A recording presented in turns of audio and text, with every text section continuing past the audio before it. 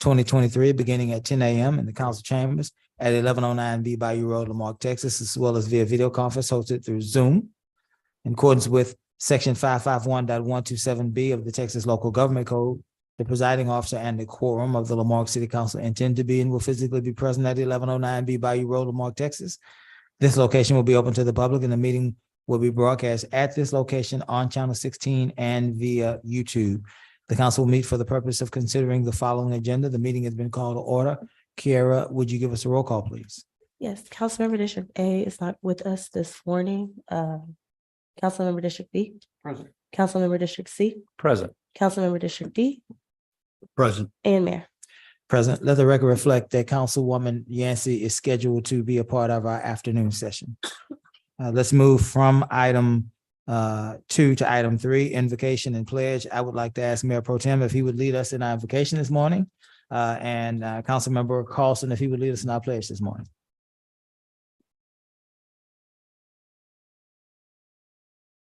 Maybe bow our heads.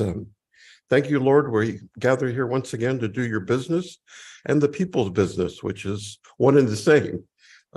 You are our creator, and as such, we ask that you give us wisdom, provide us guidance, be patient with us as we take upon ourselves this tremendous task of trying to determine how we can fiscally utilize the funds that we have available to this city. In your holy name, we always pray. Amen.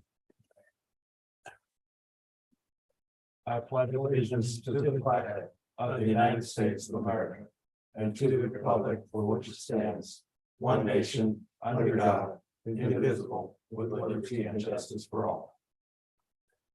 Thank you, gentlemen. We'll move now past our presentations. They will come as we move into our budget workshop to item 5, citizens participation, limited to 3 minutes per person. Comments from the public will be heard at this time. Any person with city-related business who is signed up to speak may speak to council, limited to 3 minutes. Wishing to speak with the mayor, presiding officer, your full legal name, your address, and item you wish to speak about. As with the Texas Open Meeting Act, the city may not deliberate on comments. Personal attacks will not be allowed, and personnel matters should be addressed to the city manager during normal business hours. Press *6 to mute or unmute yourself if you're participating via telephone. If you're participating on the Zoom platform via smartphone, tablet, or computer, you may press the mute or unmute button in the lower portion of your screen, microphone button in the lower portion of your screen to be heard. If you are with us today in person, you may approach the podium, the chair in the center of our room, and you'll be heard by the council at this time. Kyle, are there any persons online wishing to speak?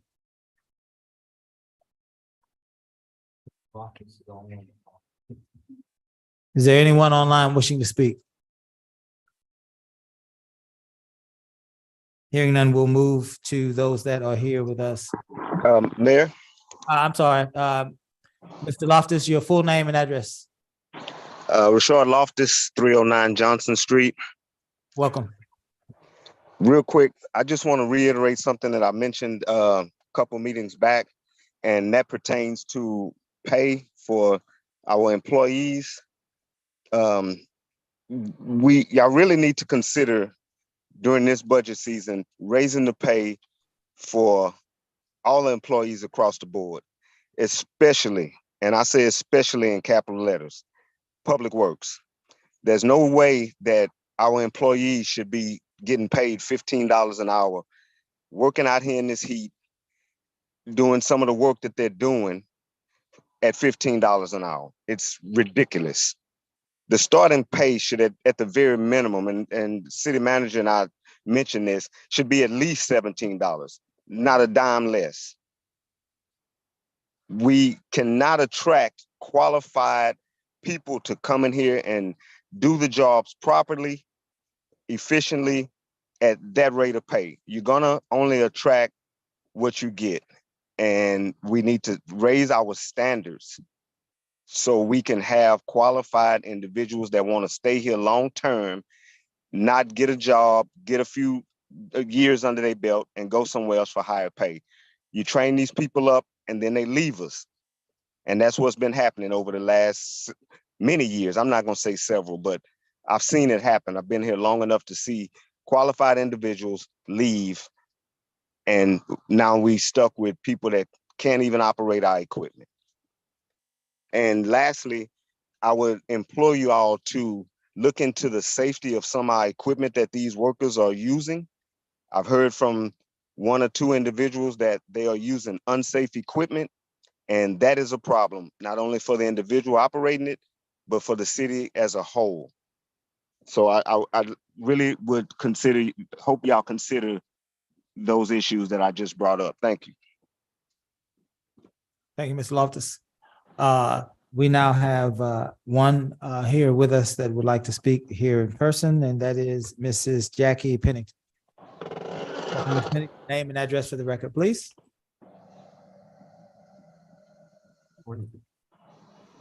Jackie Pennington, 924 Cypress, Marque. I wanted to talk about the agenda. Today. There's nothing on the website as far as the budget goes. That should have already been there. But the other thing that I wanted to talk about was the timeliness. It is not 10 o'clock. And the final thing that I want to talk about is thank you.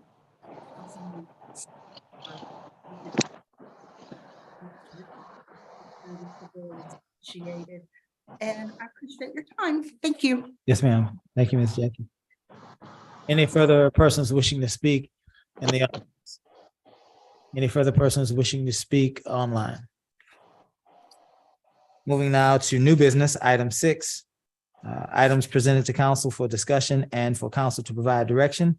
6.1, proposed budget for fiscal year 2023-2024. At this time, we will hand this over to our city manager, Mr. Cesar Garcia, to move us through the rest of this workshop. Good morning. Thank you, Mayor, Council. Good morning to all. May finish your statement. Okay, we're done. Just to get started, we're compiling a list of everything, or we have compiled a list of everything that's been brought to our attention throughout the actual year to be discussed. And then we're going to present that to you here. We did follow the request to start a little bit earlier than usual, with the understanding that the roles may or may not have been done in time, and unfortunately they are not done in time. That's still being worked on, so we're going off of projections, obviously. So we will do the best we can to do so. So the draft of the budget is being presented to you now, and I apologize to those that it's not online yet. That's solely on us. We just finished it extremely early this morning.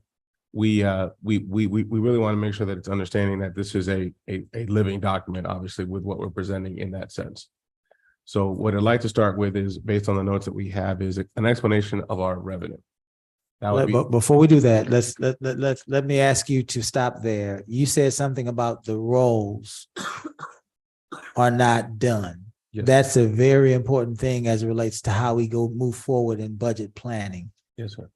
Would you please explain that in a way that our community would know how important the roles being done and who does them, how that plays a part in us working through this process? Certainly. And I'd be remiss, Susie's not with us, but she did play a very large role in this and putting this document together. The roles essentially are how everybody's taxes are assessed.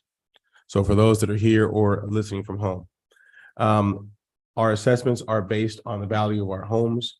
There is a period where folks can attest what their home is, pretty much told that has that value. And then after that waiting period is over, a judgment is made through the county's appraisal office that then dictates this is the value that you'll be taxed on. And then that is essentially how those rates are calculated and then presented to each person in their homes for their taxes for their properties. Currently, right now, that's still going on through the county appraiser's office, and then through Ms. Cheryl Johnson's office, we will finalize what all the numbers are and then present that based off what we have. What we've done so far is gone over preliminary calculations of where we are, historical trends of where we've been in previous years, with the understanding that there's probably more people attesting them now than there have been in the past, because there's a much higher increase in the last few years. We were conservative in that sense, but there's always a chance that we may have not have been conservative enough.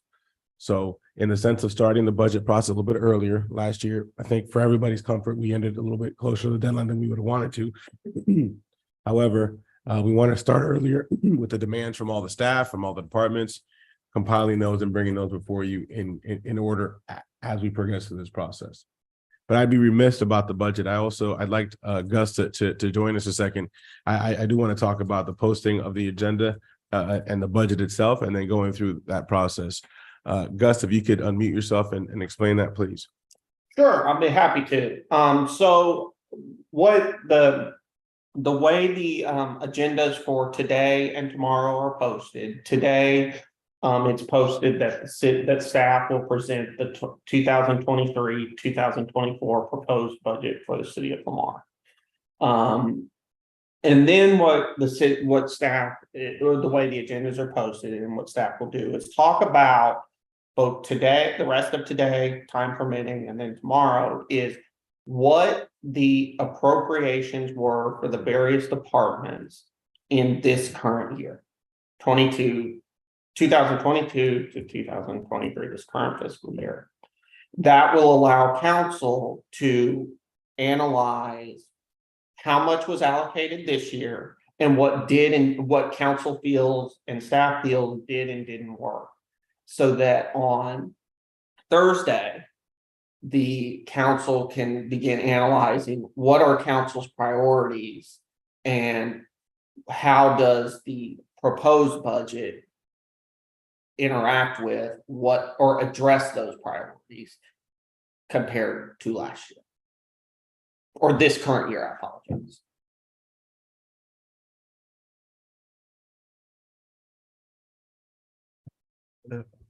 You want to? Yeah. If, 'cause I'm trying to wrap my head Yeah, go ahead. around this too. If Cesar and Gus, I think that today's meeting, and I was, as I already mentioned too, in terms of this document, it appears to me this is more, you're starting something a bit different. We're starting kind of our goal setting sessions. You're going to go kind of review for us what we've done in the 22-23 budget year. And historically, we've not really done a very good job. That's why we've got these 21-22 budget amendments later on this evening, which I don't like at all. But is that accurate in saying, and is that what I'm looking in the mirror? I don't know. Sounds like That makes sense. Sounds like it. We've taken in all the comments that have come throughout the year about the budget and about just our fiscal processes, brought that full force back to then gather more of your information to review that process even further, to make sure that we're properly documenting everything that was mentioned. The review, I guess that's a good way of putting it. We were going to analyze how we did this year, what we liked, what we didn't like, what we wanted to see maybe different, some areas that were concerns that I know that each one of you has, that this allows you that opportunity to tell us those so we can address them in the final contouring of the budget once we have that role. Yeah. And more importantly, at least I want to be clear. This is not our proposed budget. No, this is a draft. This is a very preliminary draft based on people's requests. And if the calculations that we had today were accurate, then this would be what we would propose, but with the understanding that we know that that's not likely. I don't want that confusion. This is not our proposed budget, period. We're in this budget's goal setting session. Give us an idea if we've met our expectations this year. That's important. I would like to know that. Where are we at? And then we can work on Certainly from there. We could definitely have that discussion, and as every department comes up, we could talk about each department's goals individually. Right. I have some, Mayor. Go ahead, Mike. If this is just a recap of this year's budget, why does all the paperwork say it's a proposed budget? I mean, that's kind of misleading to a lot of people. The intention is for it to be both a recap and a very preliminary proposal of next year's, with the understanding that we don't have the final rolls yet. It was asked of us to come start the process a little bit earlier, which we've done, Mhm. and we put everybody's request in earlier, so we're not scrambling how we were last year. So this is a recap of last year and into a very preliminary request of items. There's a lot of items on here that were requested in the decision packages that were placed by each of the departments that, based on our current role, we probably may or may not even to do a very good majority of it. We won't be able to know that until the end, but I wanted you to at least have a chance to dissect what the requests were for each person and each department in that case, so we knew what the needs were. We analyzed everything that was given to us from the past year, looked over all of our notes, and did the best we could to put that into this process so that we could have a better idea of where we're starting from. Appreciate it. Thank you. Okay, Council, do we have any more questions about what today and the rest of this process is supposed to look like? Not yet. Feel free to jump in and question as we go through. Caesar. I will also thank all of you for your patience in putting this together. Let's start with the first change. All right. We have page numbers, so it's a little bit easier for us to follow along. I do apologize. Some of the page numbers, because the font is what it is, we have a rather large budget, but there are at least page numbers on there to follow along. With the hole punch there, some of them are right by the hole punch, so just bear with us. Everybody should have notepad, highlighter, pens, pencils, whatever you need, and Post-its if you want to make individual notes. What I do ask is that if there are changes to this living document, that we will print those pages, and between later this evening, overnight, tomorrow, we can insert the corrected pages or the amended pages to go on, so we can keep this document going and flowing. Okay. All right, if we could start, and I know we have a hard cutoff, so I will be as brief as possible here to start. Everybody can look at, we're gonna start on page 1. Okay. And one thing we did not plan for was a magnifying glass, so if you can, the font is rather small, but it's really not a whole way to make this any bigger. Could you pull this up, Kyle, please? Yeah. On the screen, so everybody has a chance to see it. And also, there are a few copies. There's one gonna be at the table and a few in the back for everybody to have an opportunity to review as well, should you need to. As we go through this, we notice what our actuals were in total revenue for 2021. If you could focus your attention to the columns slated ACT 21. ACT 21. That is your actual numbers where we ended up the actual year. Okay. As you follow along, that's where we actually were for that year. As you notice the trend that happened in 22, the revenue rose slightly. Okay. We've now have what the budget, the BUD 23 is what was budgeted in 23.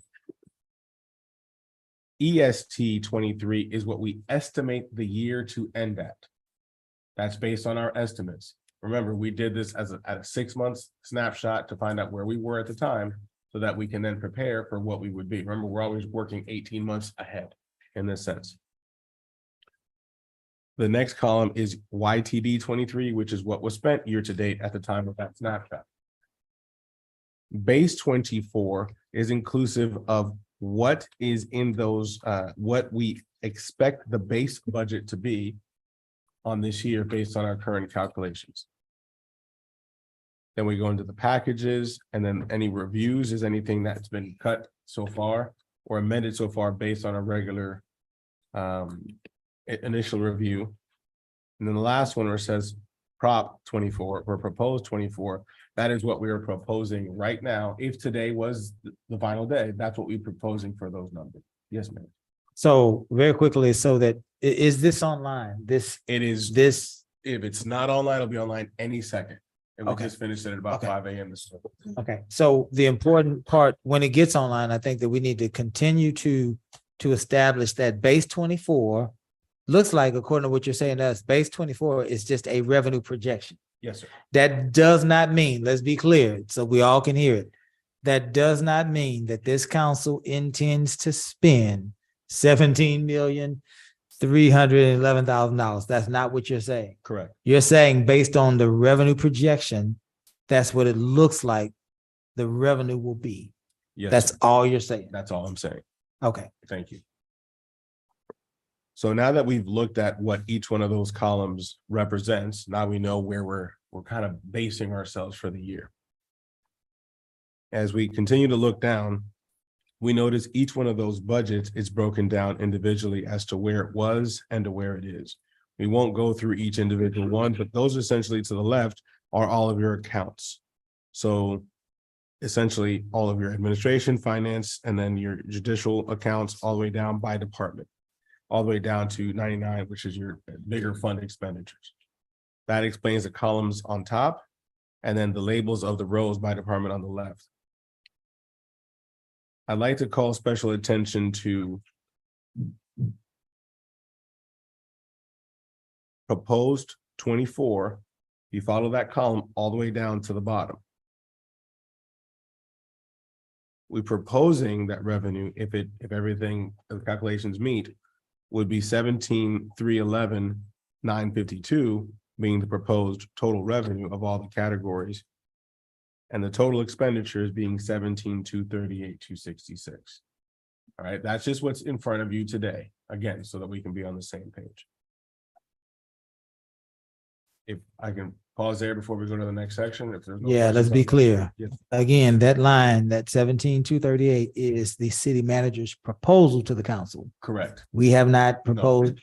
We just want to be clear. absolutely. Help us to Absolutely. understand what that packages line column means Okay, again. yes, sir. On the packages line, that line of that totals down to the bottom at 3,246,341. That is a collective of every single department's request packages.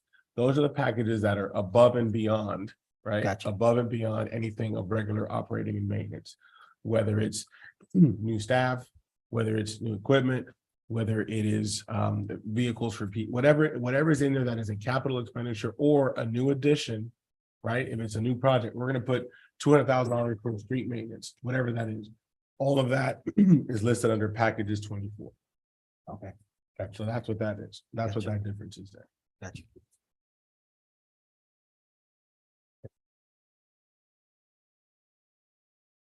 Please, and if I skip anything, or please, this is for us to go back and forth. Sure. All right. So, Yes, sir.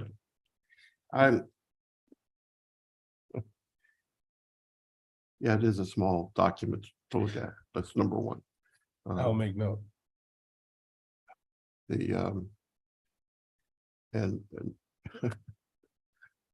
I'm just trying to avoid any problems for us that sit up here and any accusation that, oh, we'll just make the print smaller and we're trying to hide something that way. Okay, so we have the ability to do better in terms of a document on anything, right? That's all I'm mentioning.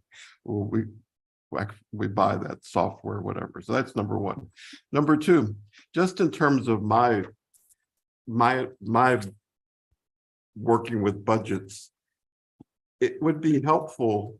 Once again, this is like I said, as I'm describing it as a goal setting. Here's some thoughts. You've got some input from departments, and here's some things. But on the revenue side, in fairness, as we've done in past years, I like to see consistency. And when we put down one statement in total of revenues, that's not consistent that we've done in the past 2 budget years. That's to say, let's break that down by the different categories so that we can see where this money is being generated. Mayor Pro Tem, I'm sorry to interrupt you. That's exactly where we're going next on page 2. It's a breakdown by category. Total sales tax. I know that I saw this detailed one, but you start off with your WOW document. I'm just going by here's your WOW document. That's all I'm suggesting. It's anything you do, there's a consistency in terms. Here's the quick cheat sheet. The quick cheat sheet doesn't show the breakdown. That's all I'm suggesting on that side. This gets into the meat and potatoes over here. And most of us are not going to walk around with this whole stuff. We're going to walk around with the cheat sheet. Yeah. All right, thank you, sir. Excuse me. So pages, excuse me, pages 2 through 4 are a breakdown of our revenue. We look down at pages 2 through 4. We go through line by line, what accounts for our total numbers. Again, I'll call your attention to the column labels. Talk about fiscal year 21, fiscal year 22, 23, 24. We notice in 21, prior to the rollback, our property taxes were at 5.1, 5,118,127. In fiscal year 22, the actual came down slightly. We all remember what happened at that time. So there was a reduction in property tax in that sense overall, the equivalent of about 620, looks like $630,000. That's reflected there. I'll then call your attention to the estimated for 23 of where we are. That's the number that is 4.8, almost $4.9 million. So if you can see the trend right now through the end of this year, we are still operating at less property tax than we did in fiscal year 2021. If we follow along there, we'll see total property tax went from 5.1, it dropped to 4.5. And then under estimated, we estimate we're going to end roughly at 4.9 this year. There was a rollback. The assessments came in where they did. That is a combination of where we are there. So let me ask you this. So you said the estimate is 4.9. This That we number, will end this fiscal year at, yes, sir. so this number says 4.7. It says 4.78. I'm sorry, I was at total property tax, Mayor. I'm sorry. We're down in the blueprint right below that. Okay, Sorry about that. gotcha. Yes, sir. So you're adding delinquent tax, penalty and interest. So you're adding parts of it that the council does not necessarily have the ability to impact as we decide on the tax rate is what you're doing. Yes, sir. That's just total, correct. Yes, Mayor. I Okay. apologize. Yeah, no, that's fine. That's fine. Mhm. So let me ask you this just really quickly. Mhm. And Gus, let me ask you this while we're at this juncture. What does SB2 say? Does it give us a 3%, the ability to increase or to grow 3% yearly? Gus, you want to take that one or you want me to? Either or, happy to answer it. Go ahead, Gus. I need some water. Okay. So we're talking about SB2 from 2019. What that does is limit the city's growth to a certain percentage. I believe it is 3.5%. It's either 3 or 3.5%. It's existing. It's ad valorem receipts. This is just ad valorem. Its receipts are limited to 3 or 3.5%. That's the voter approval rate. Plus any amount that is added from new construction, that is new property that was added to the property tax rolls, or new value that was added to the rolls in 2022 or this year. So my question, Gus and Caesar, if we're looking at this projection, this projection says that our property taxes potentially, if the projection is correct, would increase roughly about 5.4%. The revenue generated would increase about 5.4%. Now, if SB2 limits us to 3.5%, are we saying that the rest of that is new development? That would be new property. Okay, we need to make sure that is crystal clear, because just looking at this, a layman who has a familiarity with SB2 might look at that and see there's a growth there of 5%. SB2 limits it to 3.5%. So now we can, kind of look at some sort of rollback, and that's not what you're saying. That is correct. Thank Okay. you, Mayor. Okay. And Mayor, just to follow up, the voter approval rate is 3.5%. But that again, to be clear, that 5.4 number is inclusive of improvements and new additions to our tax roll. Is that correct? Okay, we just want to be clear for the public. Go ahead, Susan. Thank you.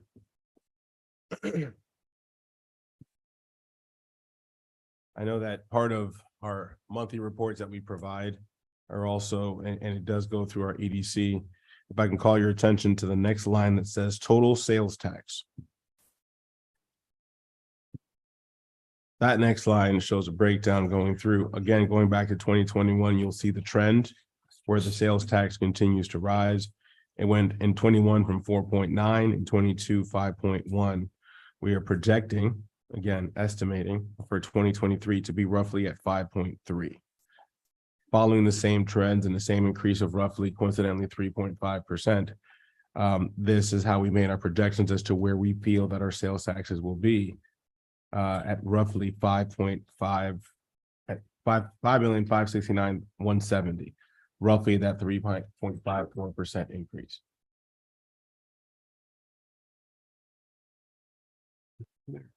Yes, go ahead, Joe. I'm sorry, since I'm stuck on something, back on two things. The SB2 does set forth that percentage, but Gus or Cesar, isn't there a max of $500,000 to a municipality in terms of revenues? Sure. So what you're referring to is the de minimis tax rate. That is a calculation that is available to cities with populations below 30,000. The de minimis rate is what the rate would be to raise, as you said, an additional $500,000. If a city were to adopt a rate above the voter approval rate, but below the de minimis rate, again, these are cities or municipalities with less than 30,000 residents. What would happen is that the citizens would have the opportunity to file a tax rollback petition that would trigger a rollback election. And should that election be successful, what would happen is that the tax rate would be rolled back to the voter approval rate for that year. And of course, we're a bit ahead of ourselves there in that discussion because we haven't calculated. We don't have a certified tax roll yet, and we don't have a certified tax calculation worksheet. Second question on this accounts of the revenue side. I'm confused as to the vehicle inventory tax. Isn't that a tax on, well, first of all, my first confusion is number one, actual in 2021 shows 10,059. And then thereafter in 2022, it's $1,000. So I don't expect you to have the answer to this. I would like to know, but then you just go ahead and continue with 1,000. Actually, it's 1,059. I think that that perhaps if I understand the vehicle inventory tax accurately, that's, for example, Amazon and all their equipment, that their vehicles that they have, and we're going to be receiving some sort of tax as a result of the value of those vehicles. Let me confirm that, Mayor Pro Tem, if you don't mind, and I'll bring that back. Okay, so. And I don't understand this last category, which I don't think I've ever seen. It says attorney fee. What is that? Well, yeah, Joe. Still on the revenue side. And once again, What's since the I number know back, Joe? on this page here. Yeah, on the there should be very a top. little number on the side of it. Oh, I'm sorry. It's 3106. 3106. Gotcha. And I'm asking, what is that? I've never seen it. It's zero, but I'm just wondering why it's there. Some of these may be zero from other years at what presumably, since it's still zero, what I presume is that it's something that was there before, something that may have occurred at some point back. Clearly, it's still at zero. So is 3105, which is refunds as contracted revenue, it looks like. Yeah, both of I them. will find out what those are for you. I'm making notes of all these to follow up on. Were there any other questions on sales tax before we move on? Where we are, where we project that we will be.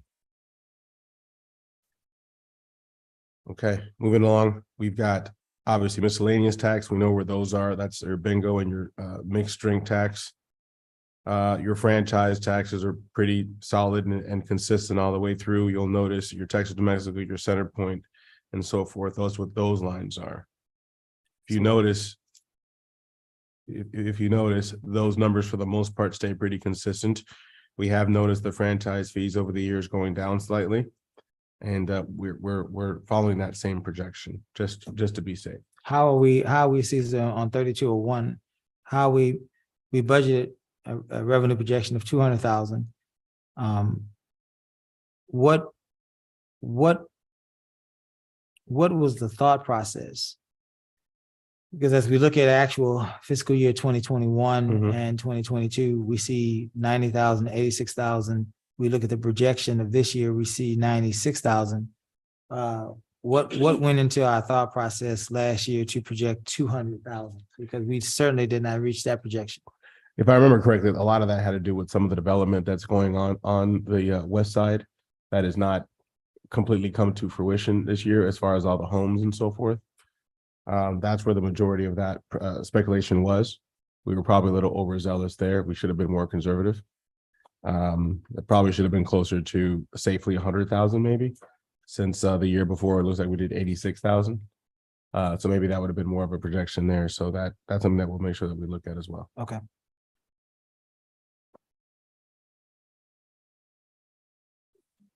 Next section we have is total permits, licenses, and fees. As you can see, this is where you'll experience probably the biggest jump that you'll see throughout. And this is just due to the ongoing development permitting from the development that is occurring throughout the city. We're going back to 21, we were at roughly 1.6. 22, it dropped to 1.4.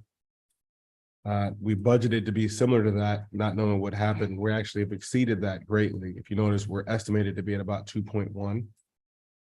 And then we're still being conservative, but understand and hopeful that the development will keep it the same track as it's been on this year, which is roughly at 2.2.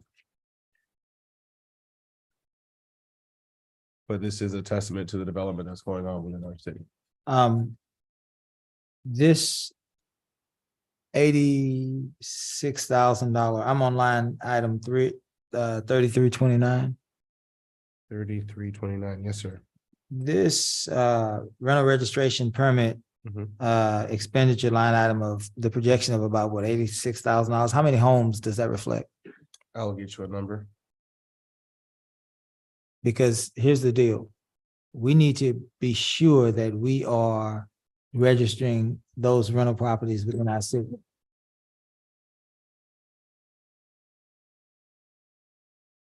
And I don't know that we have been able to complete that assignment. What I'll do is I'll get you how many homes are represented each year so we can have that as a comparison. Just to see. And do we know how many, and again, we need to know how many an educated estimate of how many rental properties we have in the city. Sorry. What you did.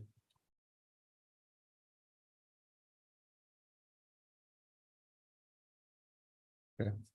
We're past voluntary participation.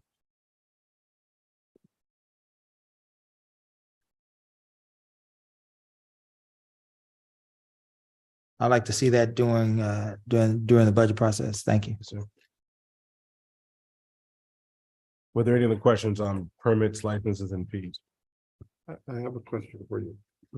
And once again, I know that we have the situation where you're working with I do have enough. Susie away and stuff, but she's consulting on this. But The 30. God, I can't see. Shoot. I'm gonna have to bring my stronger glasses. 30. It's a 3323. Mhm. 3323. That's the coin operated machine license. Yes, sir. That's the slot machines. Yes, sir. And I'm glad to see that increase because of the changes that we made on the fee. Mhm. Went from at Kathleen's recommendation, went up to actual, what, 709,000 so far? So 700. And I'm gonna go get you guys some cough drops. Like I've got somebody trying to give me some. So the so, and this is just a comment, Mayor and council persons. Perhaps we might revisit that in terms of see where we could push that a little bit more. I agree. I agree. Joe, let me jump back in while you're there. Caesar, I wanted to be clear. Not only do we need to increase the participation in the rental registration program, but we also need to explore the opportunity of adding short-term rental as well. It's my understanding that there are Airbnbs all over our city, and especially in Omega Bay. But definitely even in other parts of our city. And we should be taking advantage of that revenue stream as well. Thank you. Go ahead, Joe. I'm sorry. No, Mayor, I concur. I mentioned that easier. I would like to see a hot ordinance brought to us. I mean, the short-term rental ordinance brought to us. as staff, we have taken the initiative, started working on something very preliminary to get started, but we will bring that, we'll speed that up and bring that to you for review. Thank you. You can go ahead, Caesar. All right. Assuming there's no more questions on permits, licenses, and fees, I'm going to go to the next section here. I'm going to ask you to turn to page 3.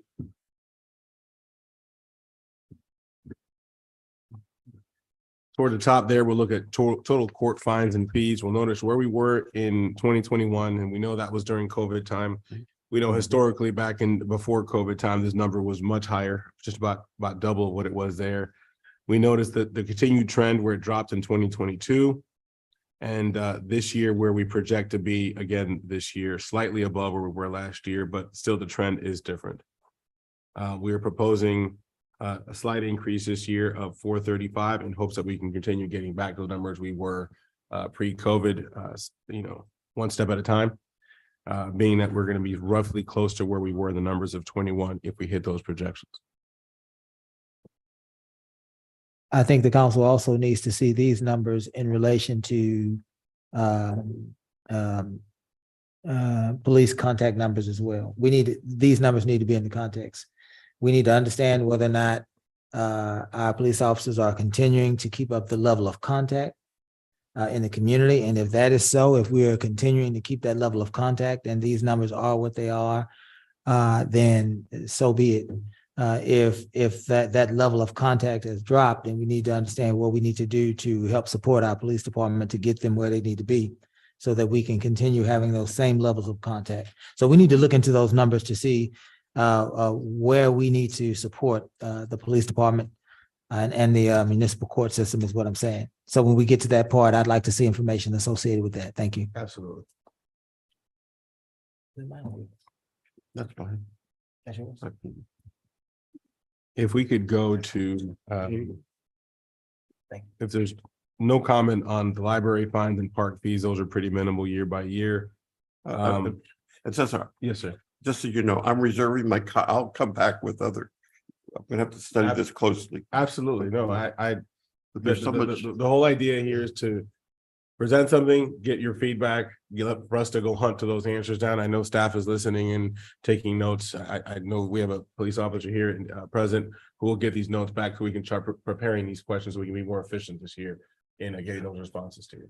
And FYI, and Councilmember Carlson informed me, this is now posted online, so I'm looking at it online. For those of you that It is. It should be posted on. Yeah.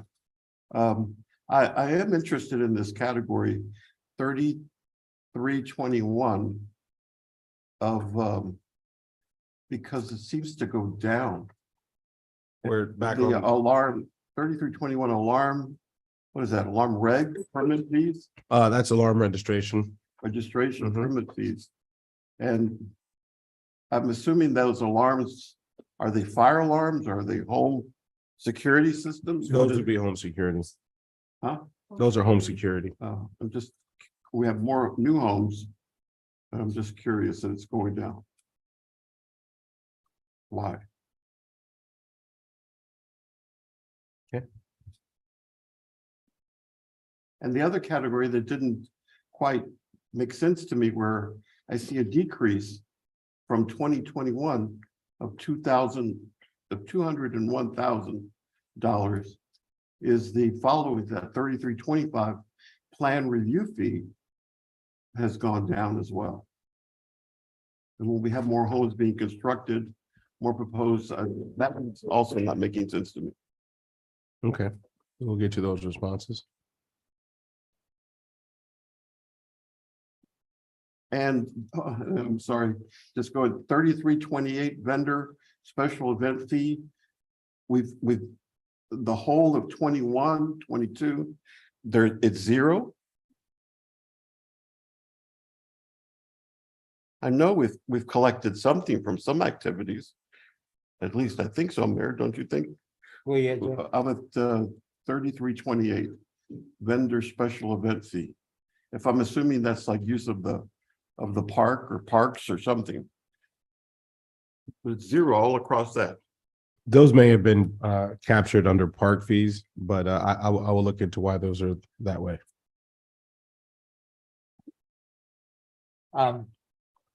She's also in the fire, total fire EMS revenues and fees.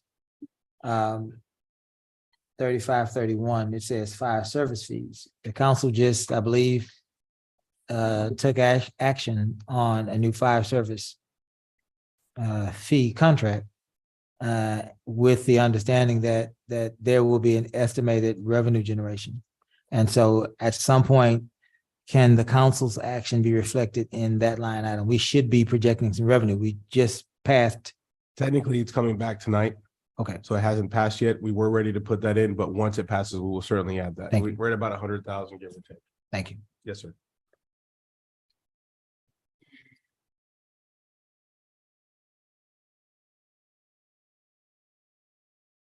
Okay.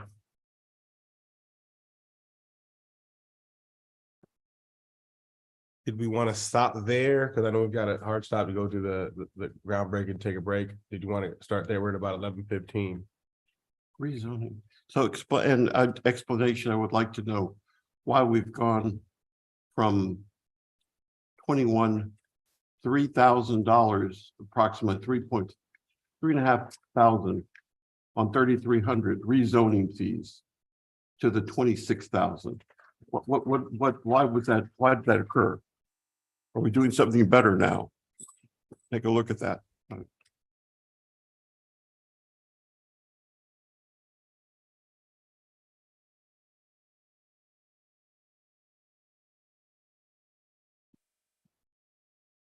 To answer your question, Cesar, I think we should finish this. You only have probably half of this page and the other portion of your revenue projections. I think we should. Thank you, Mayor. Just want to make sure. All right, as we move along that process, Mayor, thank you for pointing out the fire fees. Once we have that, once that item passes, we can be more comfortable to put that on there, assuming that it does pass. We don't want to be contentious. Miscellaneous revenues, again,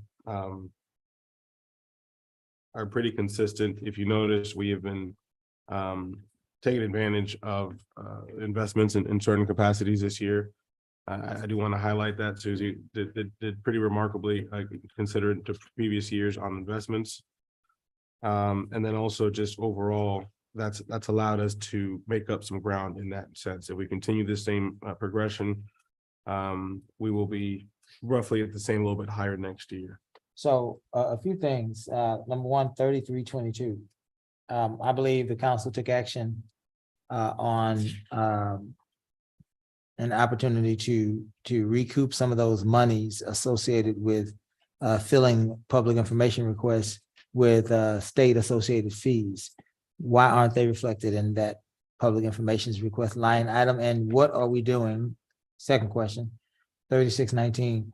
What are we doing with mowing lien payments? That has been a hot topic of discussion. And I don't see any revenue in that area either.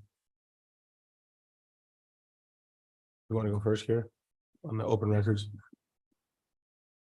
I believe we just need to get the updated numbers. We have collected some, I will say probably not to the fullest potential that we had in that line item, but we have been collecting so we can get you run a report and get you guys the updated numbers to get it updated in the book as well. Right. And a projection for next year, Yes. because that's important as we look to facilitating more open records requests. We need to make sure that we're having a budget that will be conducive to do that, as well as what's going on with our mowing lien payments. Yes. Kira, on that, look to see if it's maybe under open record right below that in 3407, just check with finance and see. As far as our mowing lien payments, the last time that we received somebody who may have paid some of those liens looks to have been in 2021. I will confirm where we are with those. They'll probably capture a different area, but I will follow up with that later. Thank you. And on, this is by way of a question or clarification. 3323, going back to that coin operated machine license. Do laundromats, do we have an ordinance with regard to laundromats and any income generated from the operation of a laundromat by the city other than they paying for a water bill?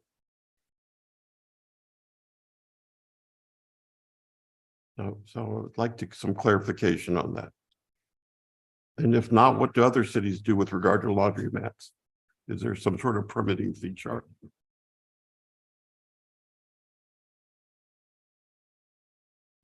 And so we also have not added, looks like credits for monies that are given us from the EDC for our public information officer. And I think they also give us money for finance as well.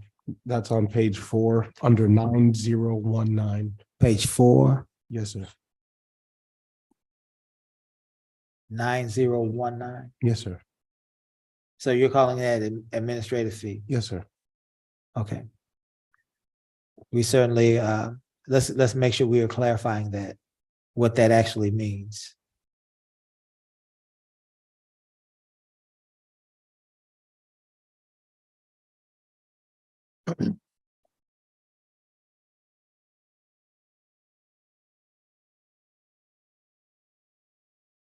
So here's my last question for you, Caesar. I want to make sure that I'm understanding.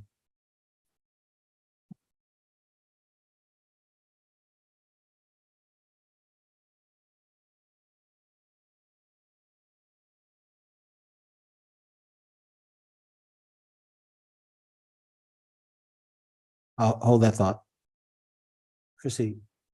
Oh, I'd like to tag along on this. We're now at miscellaneous revenues. Is that where we're at? Yes, Mayor Pro Tem. Okay. These categories are, I see it here. Transfer. So the miscellaneous, I see on this miscellaneous revenues, this includes the 3821 of Hurricane Ike FEMA insurance monies. And it's all zero across. And that's inconsistent with the reports that we received up here, that we had submitted reimbursements, that we were getting them back. So I would like to focus in on that. Why is it all zeros? Because this goes back to 21, and I know in 21 we were getting reimbursements. And then the other thing I don't see listed here in terms of miscellaneous, since it says state grant revenue, COPS grant, where's our ARPA money being shown? And where's the Harvey mitigation money? Where's the GLO You know, that should be a separate category of restricted funds. So we get a full financial picture.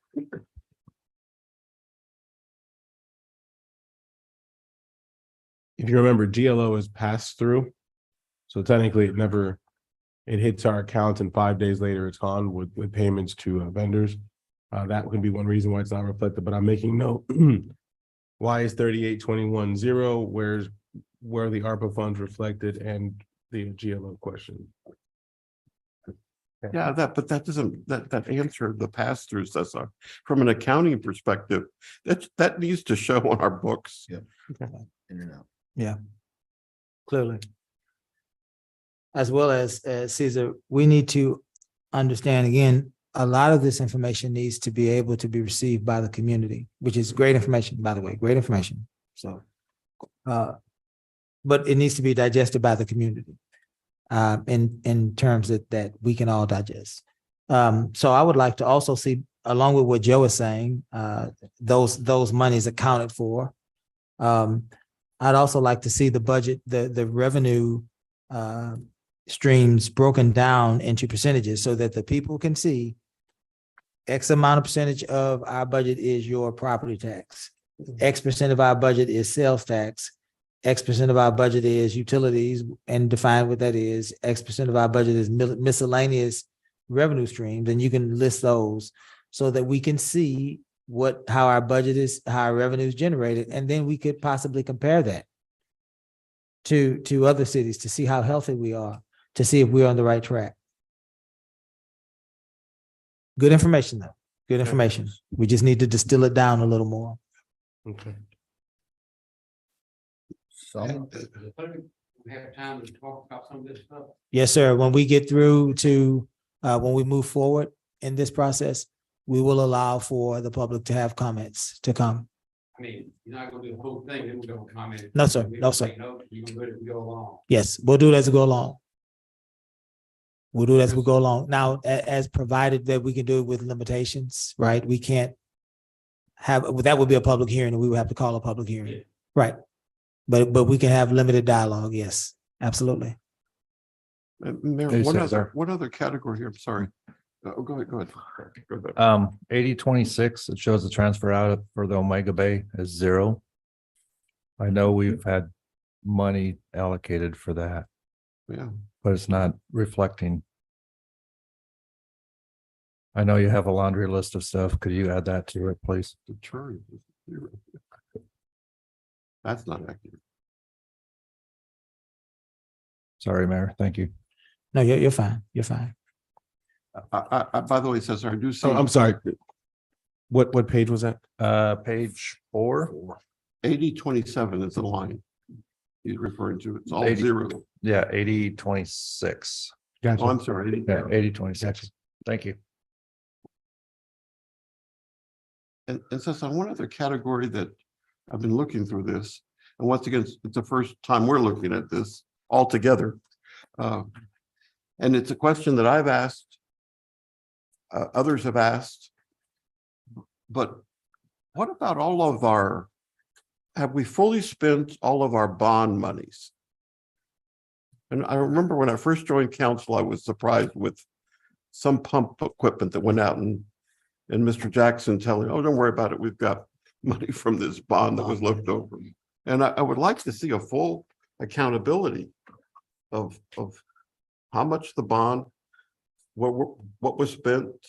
Maybe that's a sub-report, and what's left over. And maybe we have something that we can reallocate from those if it's legally proper.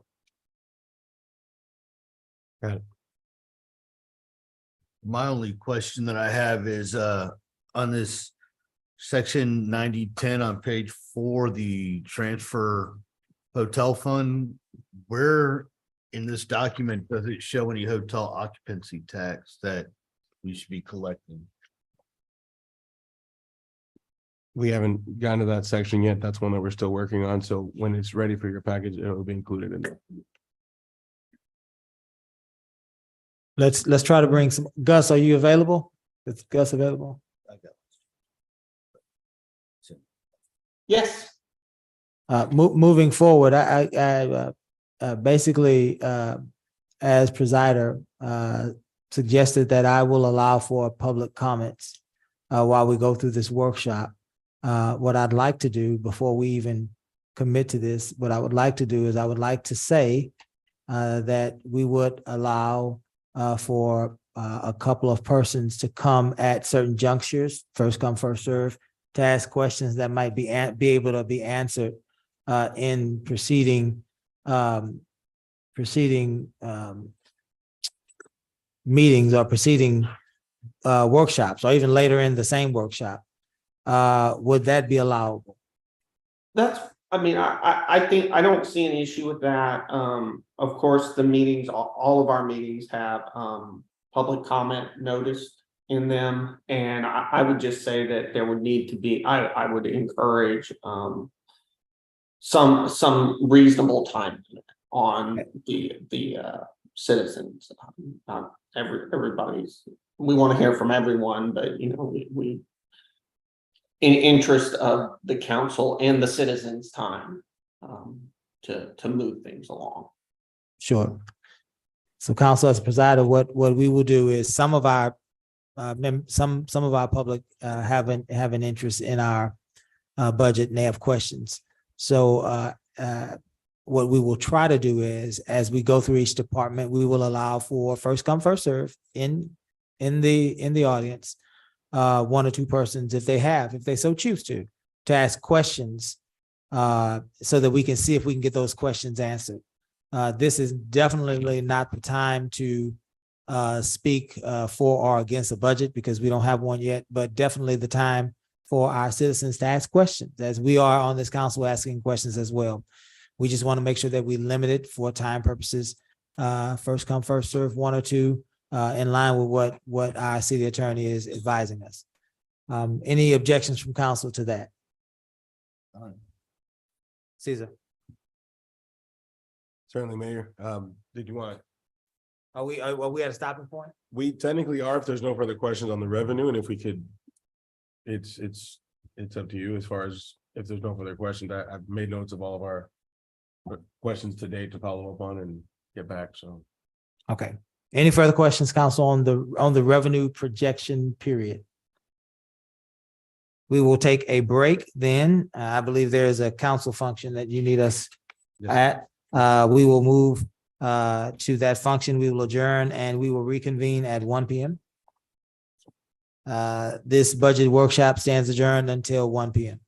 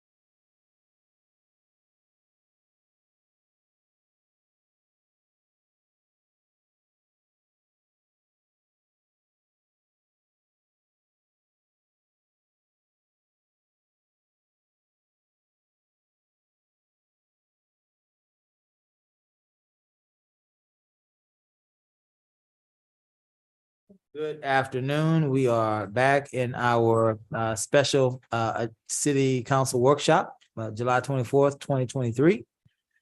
We have went over this morning projections. The operative word is projections from our administrative staff concerning the revenue projections this morning. We'll allow for a recap for Caesar to recap what those are.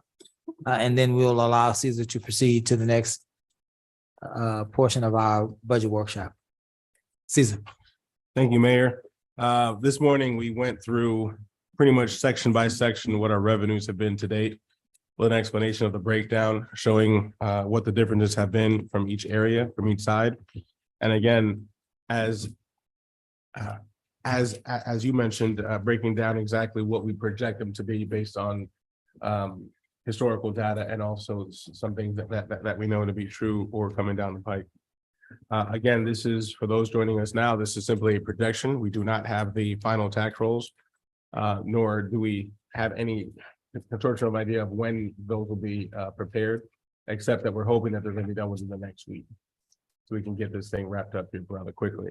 This was more of an education, again, to make sure that you had in front of you what some of the requests were from some of the other departments, but also more importantly, so that you knew where we stand and where we are. So the idea, consensus, to take the first couple of days to review where we are, where we've been, where we're headed. We have sprinkled in some presentations, including one here shortly. We're going to start with waste management from some of our partners in the city, and services being provided, so we can take a look at any additional things that we may want to proceed with. Very good. Having said that, we left off going over the revenues. Were there any additional questions from this morning from the revenues and the breakdown that we provided? I just wanted to let the record reflect that our sales tax revenue is indicative of Amazon. Whatever sales tax we may be capturing from Amazon, it is already in that projection. Is that correct? That is correct, Mayor. Very good. That is Very inclusive of that. And thanks to that source is why we've seen that continue to grow throughout the Very past couple of years. Very good. Any questions? Go I ahead. do have a question. So so the sales tax has gone up by how much since last year? Let me get you that percentage here. If you refer to page 2, under sales tax, the percent increase that we're proposing we will hit is an additional 3.5 increase. Currently, we are estimating we're going to end the year at 5.3. We're estimating that we're going to end next year at 5.5.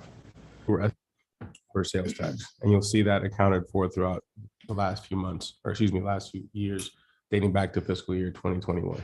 And that's page 2, the top line. Page 2, it should be there where it says sales tax.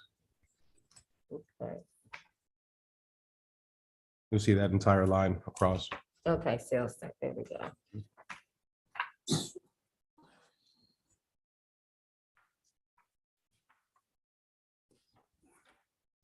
Just as a recap, again, from this morning, all the questions that were asked, we're going to work on those responses for you and hope to have those, if not by end of day, hopefully by tomorrow.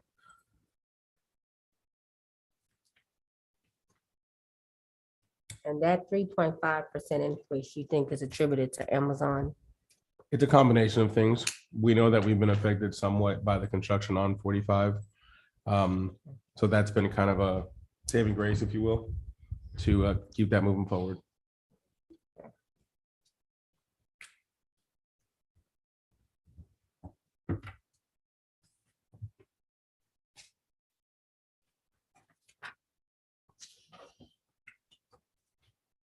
As we prepare for the afternoon session, what I have for everybody is a copy of our city's org chart that I'll hand down here to everybody. Yes, sir. I'm sorry, just want to follow up on that sales tax. The amount that's shown here is just the city's portion. The sales tax amount is actually increased beyond the city's portion because the EDC is receiving what, 1/4% of our sales tax? I forget, how much is it, Mayor? Do you remember? I'm sorry, say again. The Joe. sales tax that goes to the EDC I thought it's a It's quarter. two, isn't it? it's 2 cents. We get a cent and they get a cent. Oh, they get a cent. It's. Yeah. So actually the sales tax revenue to the city as a whole, including Is is greater than. greater than what's here in our.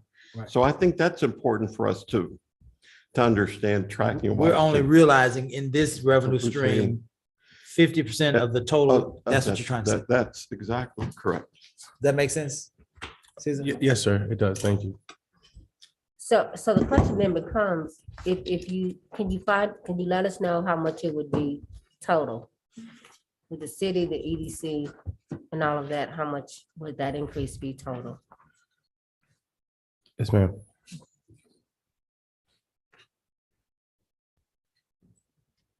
Is that you, Kim? Mhm. Okay.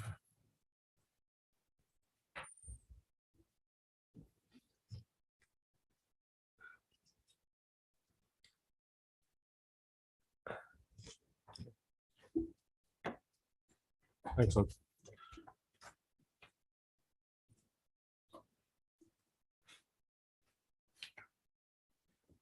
Very good. Any further questions? No further questions. I do know that our presentation with the waste management is supposed to start here at 1:30, but I see that Ms. Shana has joined us. She's a little bit early. And if we can indulge and have her come in and come speak to us now, that would be great. Sure. Thank you. Please approach. What page with waste management? Be on? I will get to that information. Okay, thank you. Ms. Shana is our direct point of contact that we have with anything related to waste management. We've had, I'll let her tell some of the challenges that they've had on their end, but we are pleased that we have a much better working relationship with waste management and continue to grow that. Shana? Hi, good afternoon, Mayor and Council. Thank you for having me this afternoon. It's been my pleasure to have this be the account manager since inception of this contract. So, we've had a few growing pains, of course, storms and things like that. But over the years, it's been, I think, a great relationship. Of course, we, went through COVID together and here we are, in 2023 and looking forward to the continuing. So annually, as part of your contract, we have 2 contributions that we provide every year. And so those are coming up for October as well. And 50,000 of that is for the annual Bayou Fest. And then 25,000 is for the youth sports in the city of Lamarque. So those checks will be coming up, like I said, in October. It's on an annual basis every October. So you should be seeing those very shortly. In regards to collection, everything as far as garbage and recycling, it's, smoothly in the carts. We did have a storm that came through Lamarque and blew down quite a good yard debris, trees and things like that. So we're still seeing some of the remnants of that and continue to pick up that.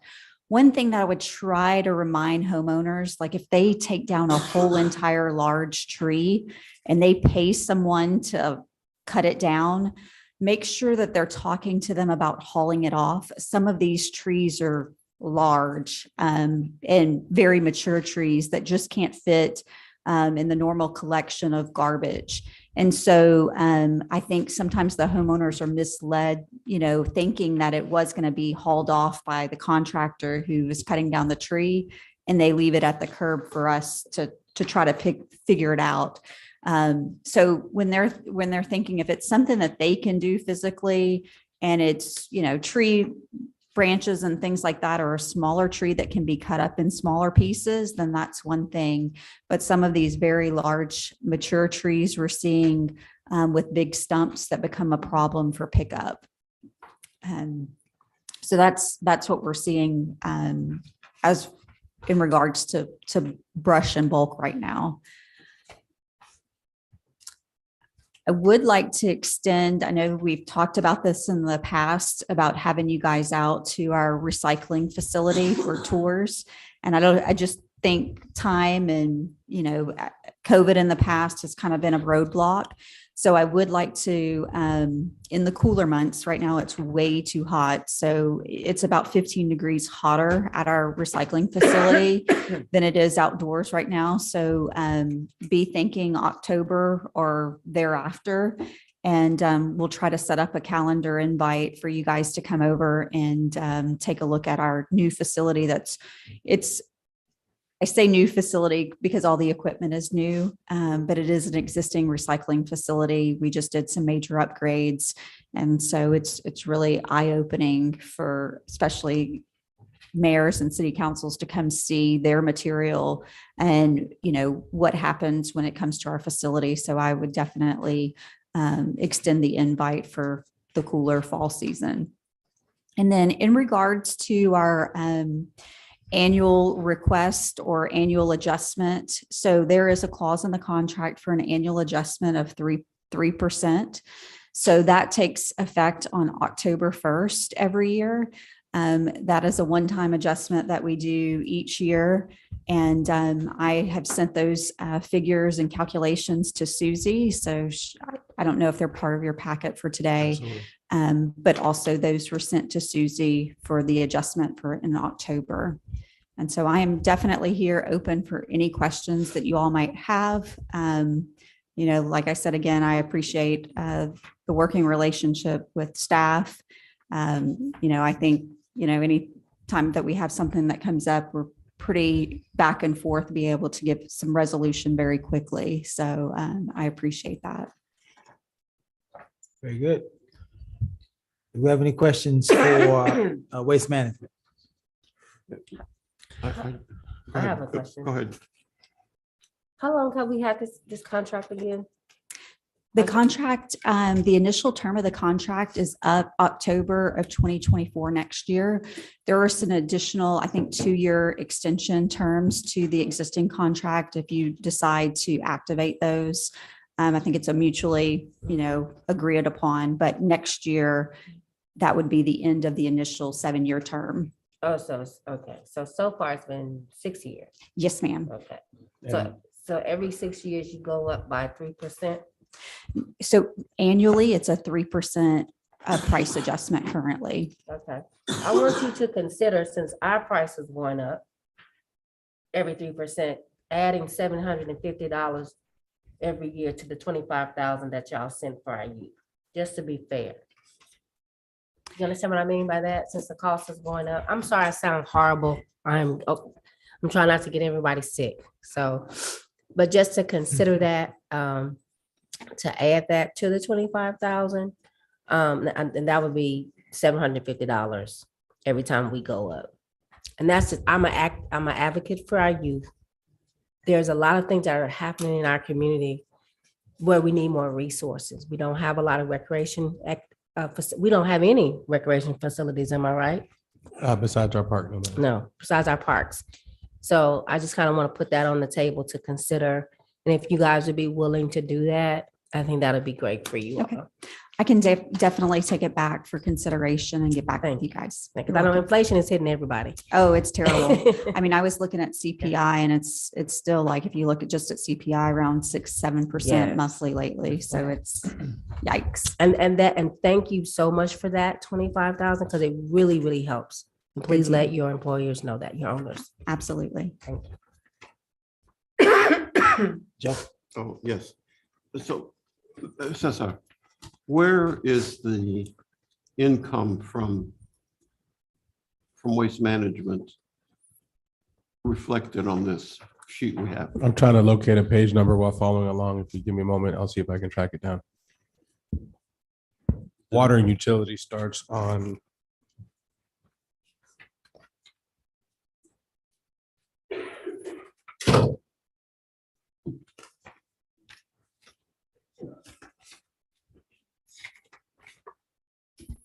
Because it seems to me. 208, sorry. 208. That's where our utilities begin. But I'm talking about on this sheet initially, general fund. Here, where you list all these different categories. Wouldn't that be under? That's a different fund. So utilities would be under Oh, but you see, well, I'll go back. For clarification purposes, we have never established a separate utility enterprise fund. It's all still together. It's the general revenue. I asked that would be what we should do, but we haven't done that. Because we've been underwriting our utilities with our general fund. So it's not separate. That's number one. So I'm just looking at this from a tracking accounting. The second item, the recycling facility, is that the one that's still off of Bel Air? So it's off of Beltway 8 in Brittmore. Oh, wait. So we closed down the one you're probably thinking on Gasmer. Oh, the one we were going to do it, the Keep Marque Beautiful. Absolutely. So when we renovated our one on Brittmore, we combined the facilities. And so all the recycling material is taken to the Is that where location. that landfill is on the kind of this side of town near Park? No, Harris County. Where is Brittmore at? in terms So of the- Brittmore is close to I-10 and the Beltway. I-10 on that side, okay. Yes, sir. And I can send you the specific address, but I would love for you guys, to the invitation for you all, and then plus keep Lamarck beautiful as well would be great to have you all. And my other question is, if is there an established relationship when these weather events happen with waste management? Is that part of the contract? I'm sorry, I haven't read the contract to refresh my memory. But what does the contract say to these weather events like you were Right. talking about? So storm events are not included in the contract. Your contract's just for normal garbage, recycle collection, bulk collection, and your hazardous waste for your at your door. So in the event of a storm, that's kind of an emergency clause, and depending on the nature of it. So for instance, this storm that came through was mainly like a windstorm, right? It had pretty severe winds. As long as we can pick it up in manageable piles that are under the 5 cubic yards per house, we're not going to say, oh, that was storm. Now, if we get over and beyond, that's when we're going to come in and say, look, if it was a hurricane, a tornado, and things like that, major damages to homes, or if someone, for instance, had a tree fall in their entire house and they decide they're going to put it at the curb, then that's over and beyond what the contract scope of work is. But on a weekly basis, we're looking at picking up 5 cubic yards. And you said on a weekly basis. Yes, sir. And I think that's where sometimes I get calls that's not necessarily happening right Yeah. there. And right now we are running behind because of the windstorm. I don't know if you could call it a storm, but it produced a good amount of tree debris. If I can just comment on that too, a little separate from that, from our relationship with waste management. So when there's a storm that we know that is coming, is brewing, it's a different set of procedures we normally have with a company like Waste Management versus when it's an unexpected storm as this. As we know, whenever a storm becomes an actual declared storm and we go through the declaration process and mayor declares that we are in an actual emergency management situation, at that point, then assuming that we have federal backing, then that's when FEMA kicks in and we would enlist our debris management folks. Yeah. That's something that we're working on now. That's the bid that's going out now. What we do and what I've done customarily in this situation is we would work with our partners at Waste Management. If we know that one is coming, we ask folks, hey, after such and such date, have your stuff out. And then usually Waste Management and us work together to try to facilitate removing as much debris prior to a storm. And that's maybe more the relationship that we typically have in that sense. So it depends if it's a declared versus undeclared storm. Unfortunately, in this one, the storm that we're talking about was a couple, maybe 3 weeks ago or so, that we had a pretty unexpected wind gusts, and it wasn't a declarable storm. It was more of just an unexpected set of wind gusts that came through. Correct. There have been challenges. I'm sure Waste Management is no different than us. They've had some staffing challenges. It's difficult, hard work to do, and I'm sure it's hard to keep folks as well.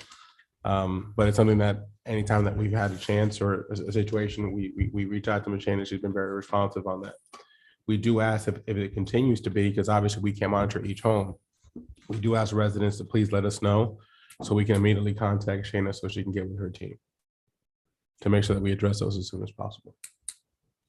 And the only other item on this is the other area that I get the most calls on is sometimes the frustration reaching your toll-free number to schedule to alert them that I'd like to get something scheduled. That seems to be one that I get calls on a lot. Okay. I've been trying to call the number, no one picks up, or I leave a message and I don't get a call back. Yeah. That's just the other thing. We just did some upgrades, probably starting in February, to our phone system. So if you hear any more of those, please let me know and I'll elevate it. We've tried to address some of those. Our phone system's now going to have a little bit of that artificial intelligence. So it asks prompting questions such as bulk pickup, or, what type, do you need a new container repair? So that will hopefully prompt folks into the right buckets quicker and to get some response quicker. So if you're still having some of those calls, please let me know and I'll do some troubleshooting to see if we're still having some issues on our side. But hopefully the new upgrades to our phone system will resolve a lot of those. Okay, thank you. What's the 1-800 number? It's 800-800-5804. Also, customers can go on WM.com and do the live chat, and they can actually WM.com. So a lot of folks like to go on their phones. Maybe they, are in a meeting and can't call. If they go on to WM.com and they want to live chat, they can press in the little chat button and hit live chat, and they're actually going to be, speaking to a live representative, and they can, say, hey, I need to schedule, an extra pickup, or my card, I'm missing a wheel. So some folks are really liking that technology now. And we're in the infancy phases of trying to communicate that out. We've figured out a little bit of bugs because all of our contracts are different. So it's not like we can standardize and say, okay, we can do this across the board. Some of our contracts have where they have to schedule bulk. Some of them, like you guys who are coming here on a regular basis.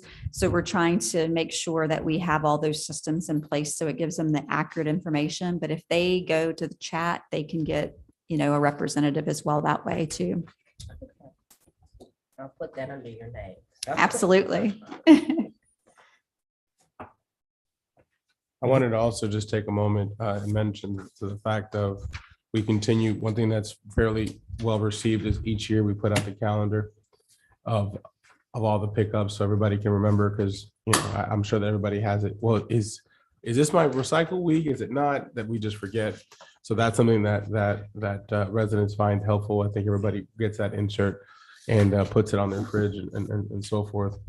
But also on that note, to remind everybody, if your day, and if you could help us educate Michelle, if it's somebody's bulk day and their bulk is not picked up, whatever you don't pick up on said day, what you do on the next day, correct? Because I know I've Correct. witnessed it myself. So if you could educate folks on that, Correct. because we get a lot of calls on that. Yep. So if we're running behind and bulk is just extremely heavy and they still have something, it's a good idea to still call and say, hey, my bulk is still here, but we are running the next day as well.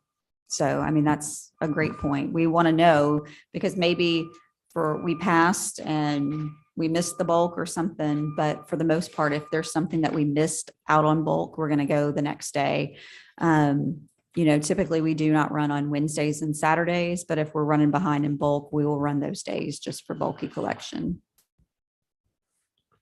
Mr. City Manager, one last area, because I'm familiar with this, but I would ask that the city consider, I know we list job openings, but other cities take the opportunity to also list job openings for their partners. And waste management always has need for people. And you go to their website, they say careers. And that we somehow include that link that people in our community looking for employment would consider waste management. We are also looking at doing, this is separate from Shane, she's one of the ones I'm going to reach out when we get to this point, but we've discussed having job fair through our EDC. And obviously this would be one of the partners that we would reach out to as well. So they could come and we could have some type of meeting place where folks would come in and probably get interviews on the spot to make sure that anybody who's looking for employment, if they needed it, that they could come. So certainly Ms. Shayna's on the list. We just haven't got to that point just yet. Any further questions? No, just to piggyback on the last part that we had about the bulk. So everybody understands out there as well as a point of education, because we get the calls up here. Folks may seem frustrated where they are on the route and whether it gets picked up or not, but you understand that. So certain plans are made. Everybody has access to drop off bulk, right? But if there's a higher than normal amount of bulk that actually occurs soon on the route and the truck fills up and they need to go empty that truck, then obviously that's what details that actual schedule.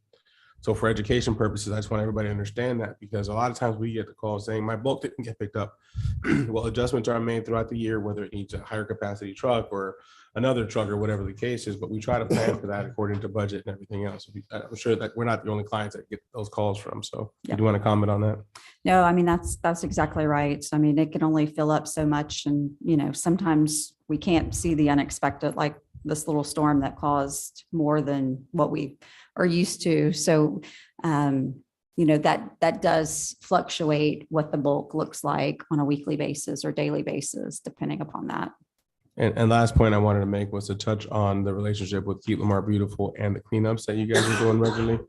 We thank you. I think each one of those, I think we had another record collection this past time as well, and the shredding and the tires and so forth. So it's all part of that, having these, we have discussions internally about doing more of those, but we'll see what we can do to bring those to fruition.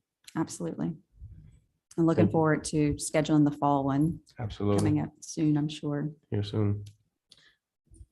Anybody else on waste management? Any further questions?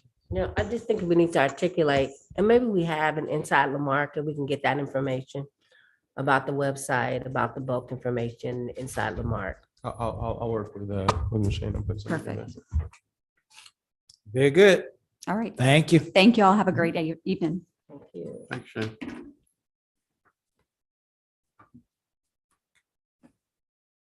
Or maybe even a video. Or something. A video. Mhm. Make a note. Caesar? Thank you, Mayor. Give me just one split second here.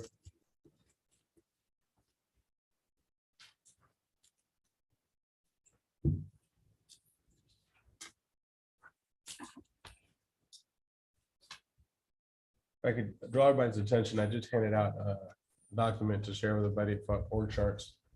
I want to take a moment to discuss org charts in general and some of the conceptual changes that are being proposed for this new fiscal year. Made some changes recently, and like to some pending staff turnover and just operational needs. So if you could draw your attention from top to left there in the blue, obviously everything there in the blue stays the same. The only differences that are slightly different is courts. You notice where courts is under finance. Courts right now is reporting to me, as was the memo that was put out, as well as right above that utility billing is also reporting to me. They're on that side. On the other side, code is still shown reporting directly to us, to my office, as well as last but not least, public information. Excuse me, sorry, Kyle. Public information officer, public relations specialist is also reporting directly to me. Some of the changes are already reflected herein, but for those that have not, the two recent ones were utility billing and court. As we are transitioning in our current situation with our finance director, I have direct report of those departments as well. Caesar, I should say this to you. It looks like you are supervising 10 different departments at least. Yes, sir. And if that's true, then you are way beyond your span of control. Yes, sir. Span of control usually ends at about 5 or 6. 3 to 5 is optimal in most worlds, but yes, sir. So I would encourage this council to take note of the city manager being directly responsible for at least 10 departments and how that then finds its way into a certain level of efficiency downstream in our staff to resident / customer contact. And so I encourage council to consider trying to relieve some of this burden of responsibility, because we perhaps are setting him and his office up for failure. Doesn't know what that look like, don't know what that looks like right now, but definitely he's out of his span of control. Any other comments or questions for Mr. Garcia as it relates to this organizational chart?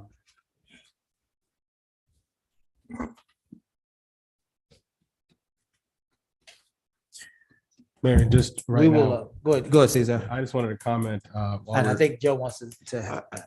If it could, Mayor makes a good point. For clarity purposes, would it be accurate to say that this is an interim organizational chart? Yeah, absolutely. All right, I think that's how I view it, Cesar, that Right. this is because of the circumstances, Mhm. right? But I agree, Well- it can't be effective running the whole thing. Certainly, and before some of these changes, and just kind of to clarify the point, it's actually right now due to the temporary changes, actually 12 direct departments. And then indirect, obviously, I work with the city clerk's office, the judge, and then the attorney. So depending on, we joint, have that responsibility amongst those three. EDC, there's no direct oversight, so that's not direct oversight. We just work kind of in conjunction with what they do. But the number does jump from 9 to 12 after these recent changes. What you did mention interim, and I did want to mention one of the things as we've been doing our review was finance, whether or not you wanted courts reporting to finance. I know that's come up in the past. We talked about how we would do that a little bit more efficiently.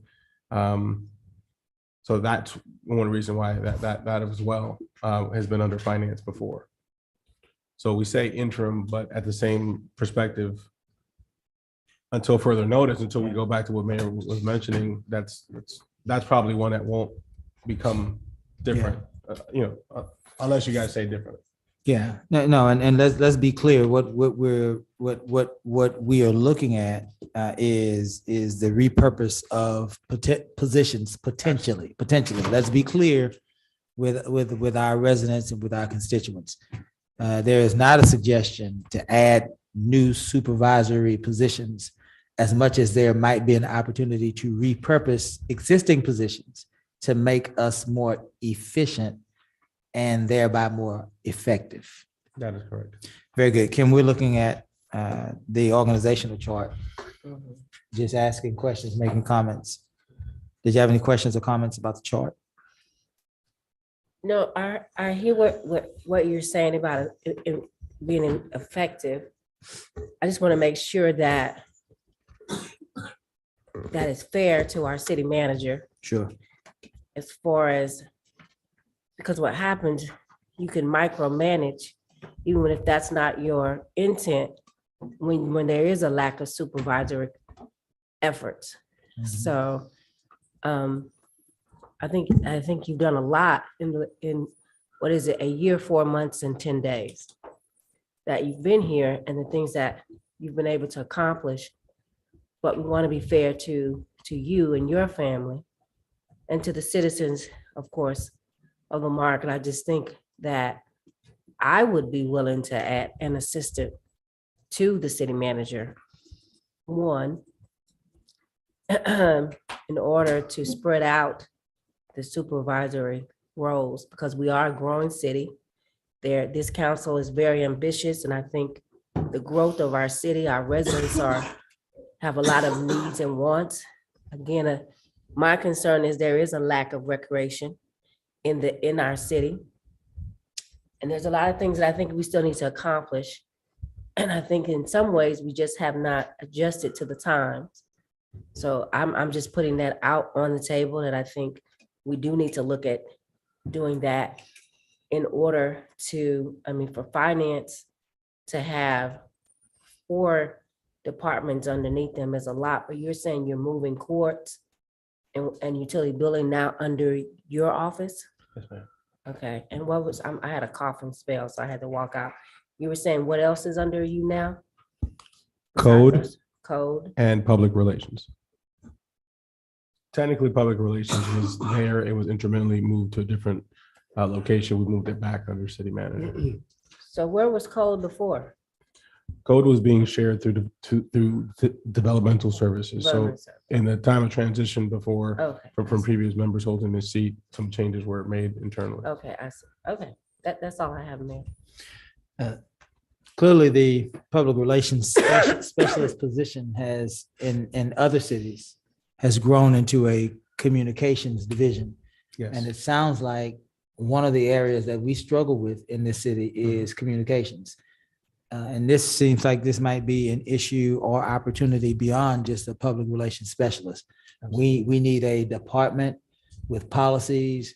We need a communications division that can have policies on internal communications, making sure that we're all on the same page, as well as external communications. And so that in itself is another opportunity for us to be able to repurpose so that we can become more efficient. Did you want to add something to this? No, Susan? that was, I think, areas of concern that we've had, obviously, in our short time together. Communications, we've made a lot of strides. We're very talented in that area. We're blessed to have, folks on the team that we have. However, there's so much more opportunity there and so many more needs. It's not what it was before, where marketing was a rule of 7, where you just had to say it 7 different times or ways and it kind of get across. Latest studies show rule of 21, 22. So constantly having content go out, constantly communicating with folks, informing them. There's been recent things that have happened, like folks asking about a recent boil water notice that happened at a city next to ours. Well, we needed to quickly get something out, even though it did not involve us. We had to quickly get something out and tell people, hey, that's not us. We need to address that as soon as possible. So we make sure that our residents knew and were aware. And honestly, communications is a 24-hour job. 24 hours, 7 days a week, whether we want that or not.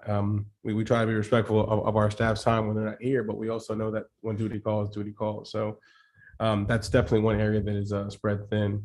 I did want to mention that a lot of things that you guys were able to do this past fiscal year, despite us being in a rollback, we were very aggressive with certain areas. When it came to taking care of our collective bargaining and making sure that some folks had some staff. We did receive that COPS grant, which is going to give us 6 more additional slots for PD. But you got to remember, the COPS grant is only effective for 3 years, and it's only 50% of that cost. So that's something that we're going to have to take the burden on. We have Lieutenant Gandy here in the back of the room who is leading the actual efforts of recruitment, and we're making some strides there. But as an entire just profession, public safety is under attack right now. When it comes to that, it's just hard to keep folks in that area. Some other things that came up that have constantly come up has been code. And where are we with our water leaks? Where are we with just getting to all of these items that are going on? So we clearly understand where the needs are. We're listening to our residents. We're spreading ourselves as much as we can to get to those. But we also know that there's just a lot on the plate. Right? And that's just a testament to the will of our staff who stepped up to the plate to take it on. But at some point, we do need to kind of consolidate a little bit. So I'm going to bring that to perspective. Where is communications on this order? It's all the way on the right, public relations specialist under. Oh, you're talking EDC. about that one, okay. It's listed under, it's Yeah, just a little bit. on different. this, okay. Mhm. I thought that was Mandy, so that's fine. Right.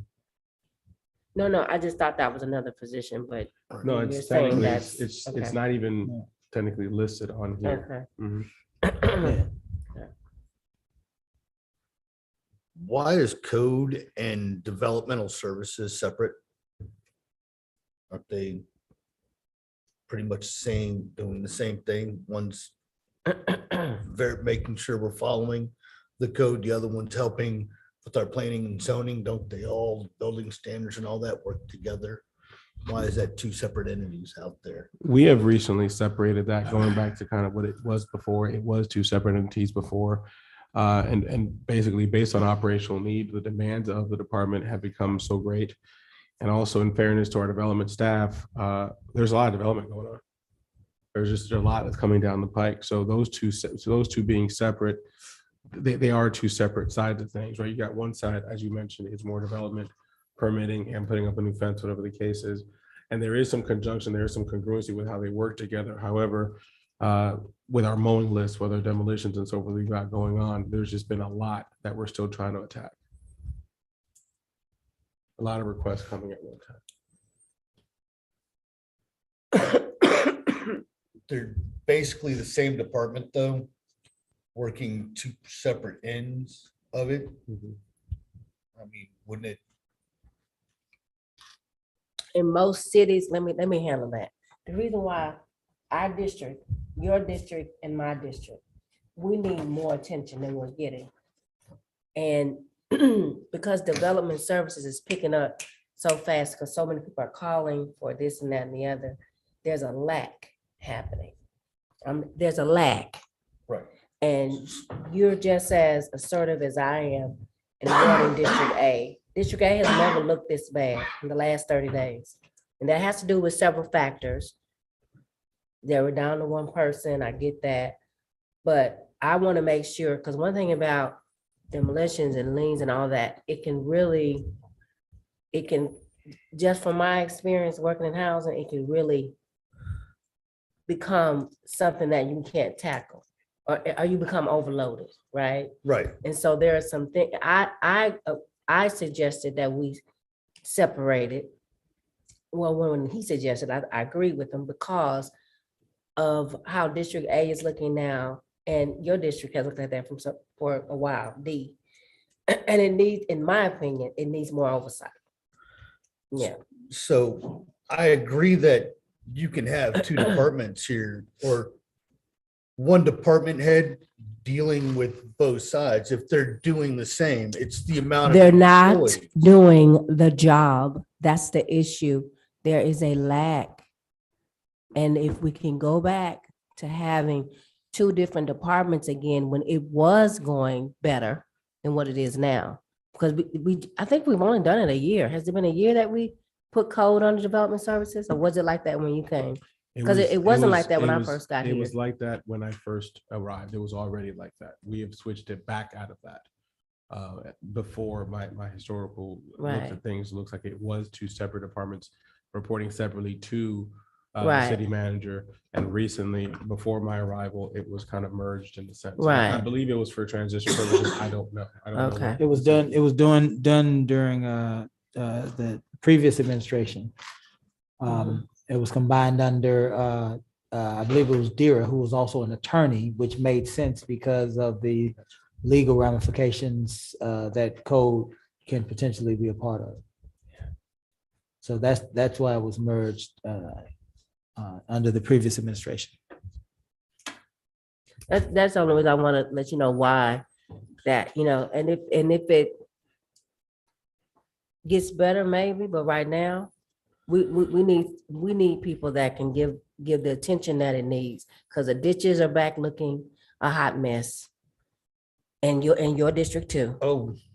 And so, 100%. yeah, so we need people who are totally focused on that, and not, oh, I have another meeting with another developer. I've got 50 calls this week. I've got to call, because you don't want to miss those calls either, right? And Yeah. what I'm not saying, I'm just saying, I don't know if this is two different department heads, one on each side. If we can It make is. one department head and have more money for people working underneath them to do the footwork, maybe we can get more done. That way the department head can focus on just the department. That's just. Yeah. Right.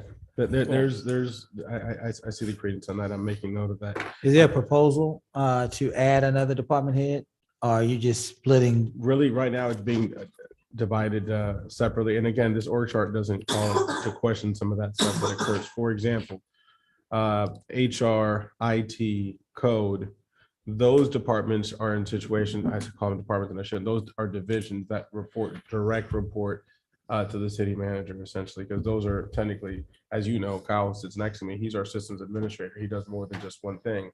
But in the org chart, the way it's listed, those are direct reports that fall under the operating day-to-day services for the city manager, while some of these other ones are more self-sufficient, such as police, fire, public works, finance, and departments of that nature. As we're talking about org charts and as we embark on this, I just want to make sure that I don't lose my point on this. A lot of changes happened through public works. All right, in the past, I would call it 2 years here. You have a parks department that's dedicated toward maintaining our parks and starting to show. We just came from that groundbreaking. We're dedicating that to return that quality of life back to the residents. The changes are actually happening and they are occurring. Also, we've had discussion about having, you mentioned ditches just now, about having some additional help to help specifically with that. We're putting together a stormwater team. So we're taking people off of the actual street team to put them on that crew. So obviously that's something that we had earmarked during the rollback for positions to help with that specific task to bring that to fruition. We also have, and we're putting together some educational pieces. Right now, current rules state that anything above 4 feet is where the city becomes responsible to mow these ditches. There's not very many ditches in the city that are above 4 feet. If it's a council's will to change that, then obviously that'll increase the workload, but we just need to make a decision on that because a lot of folks, there's misconception about the ditches and what we're going to do. And we'll take whatever direction is necessary. Right. With the understanding that we just have to, accommodate to what it is that we're going to do. So just to make sure that we're on the same page on that end. And as we kind of go in order here. And I just say that because I've seen it work the other way. When I first came, it was 2 different departments. And it looked better. My district looked better when it was 2 departments. Now, I agreed when they brought it under one, but because of what I'm seeing now, I don't agree with that anymore. Okay. So that's why I'm saying to go back. And the cool thing about being in city government, you can be flexible, right? And then it also determines, your leadership has a lot to do with that too, as well, if they can handle it. And what's happening in our city as far as with development. So we've said many, many times, we haven't had this much development input since the 80s, right?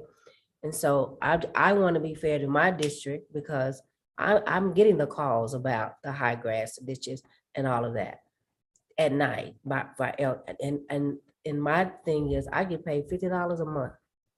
And you have people that are paid to do a job and they need to do it.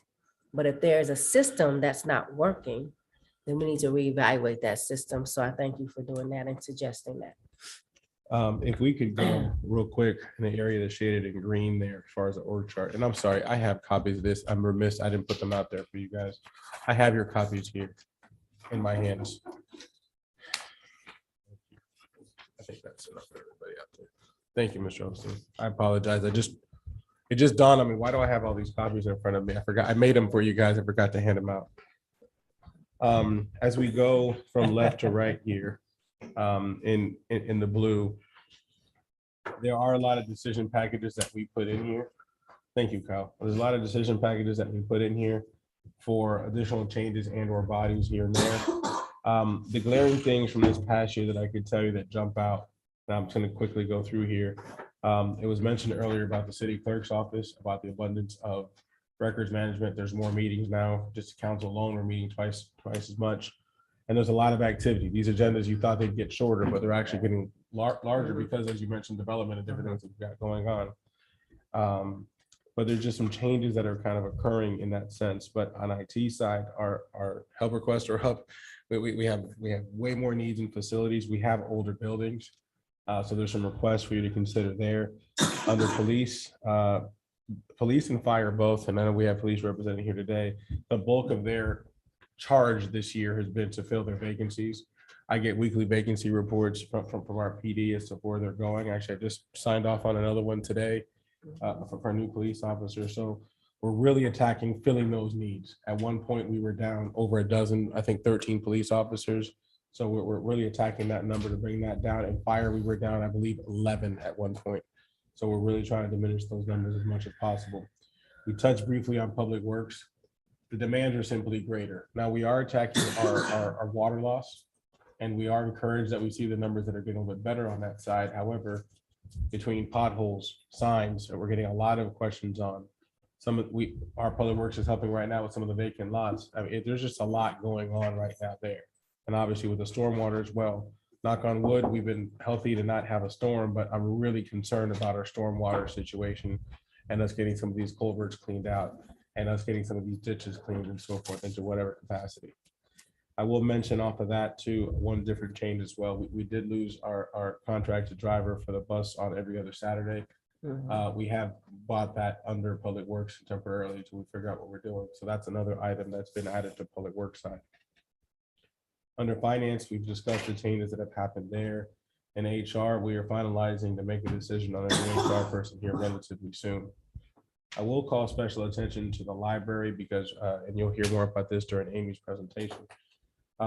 There is an open position there for a librarian. We're reorganizing that position, re-enlisting that position as a youth. So back to your programming, more of a youth services coordinator, if you will, because that does not limit it to just being a librarian. So we're going to take that, but we're proposing bringing that forward to you guys to take that position and do that effective immediately if we're able to, because it's not going to affect the budget. It's actually going to give us a chance to do more servicing for our community. Code, we talked about that situation already. The fact that we're probably down one more code person. We wanted to add this incrementally. We also know we had our limitations last year. In an ideal perspective, that's gone from a one-person department a while ago.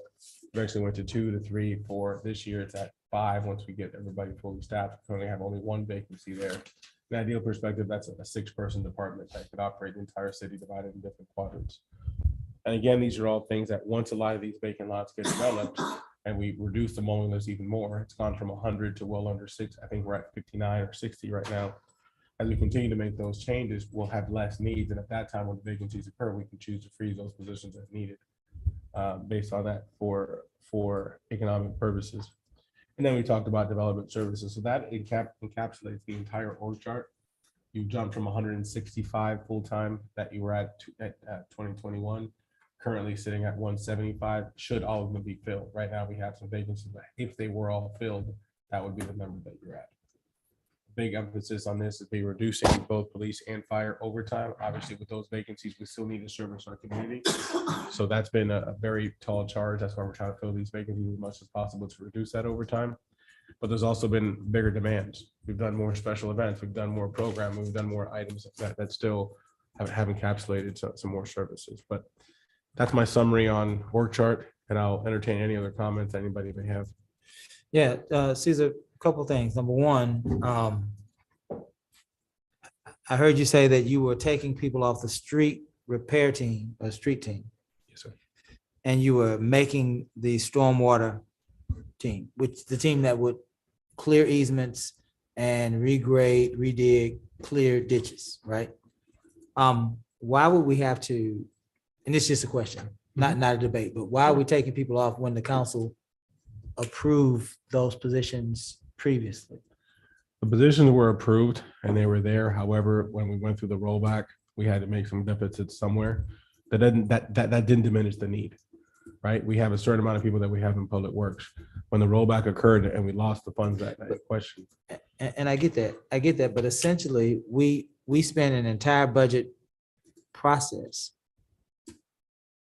clarifying the idea that these folks, these 4 folks, would be utility workers because they are working on the utility infrastructure. Yes, sir. And the utility infrastructure had nothing to do with the rollback. Correct, sir. But being that there's streets on the utility side, we needed to also have our rates accommodated to make sure that we covered everything. This past year, we only did a 50% increase in our water rates.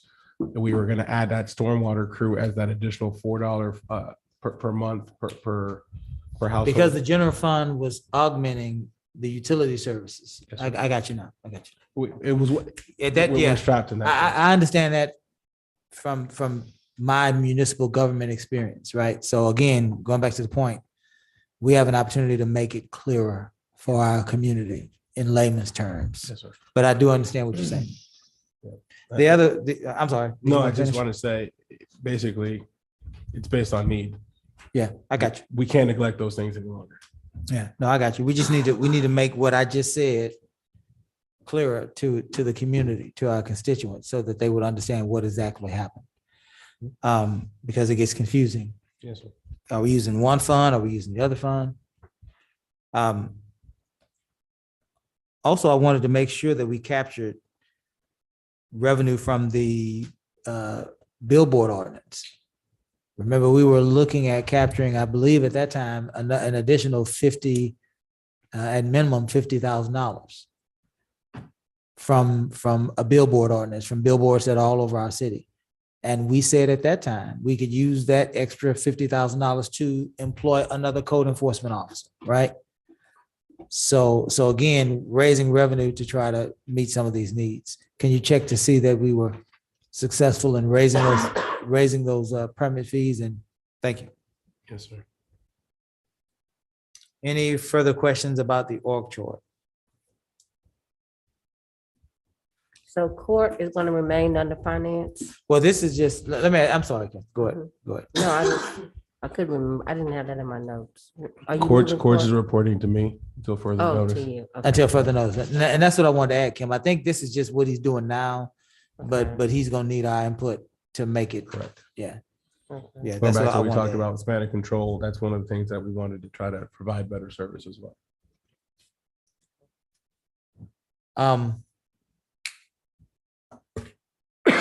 I just want him to look at best practices, Yeah. cities that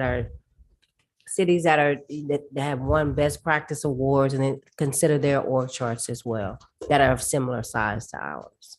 Okay, just to make sure, because maybe they figured out something, so we won't have to go through all, bumping our heads when it's already been bumped somewhere else. As far as making sure that we do it right. And Councilman Yancey, just to that sense, I think the growth of the city, both by residents and just what's coming down the pike as far as development, has put a greater strain on that we weren't expecting before. Right. I think we're nearing the days, we're almost at 20,000 residents. Right. We haven't, who would have thought that a few years back? We're 10 years ago, 14,000 something residents. So people are moving here for a reason. Yeah. Right. And we need to keep up with providing those services. Again, we have an opportunity to reorganize public works to make it more efficient. We definitely have issues with our infrastructure. And I'd like to make sure that we are organized in a way that we are addressing those particular issues. Some issues are more pressing than others. 10 years from now, 5 years from now, there may be other issues that are more pressing, but we need to be flexible enough to and agile enough to be able to meet the needs of what's happening today. So I think you have your work cut out for you with this organizational chart. It hadn't really been addressed in quite some time. So we look forward to your presentation on that. Any other comments or questions about the organizational chart? Okay, we are now at, I believe it's 2:16. We are ahead of schedule. Council, do we prefer to take a 10-minute break? Who is responsible for facilities? Caesar. That would be my discussion along with Kyle. We're going to tag team that together with some specific things that we're working on. Council, shall we take a 10-minute break and reconvene at 2:25, 2:26? Yeah. All right. Sounds We stand adjourned for about 10 minutes.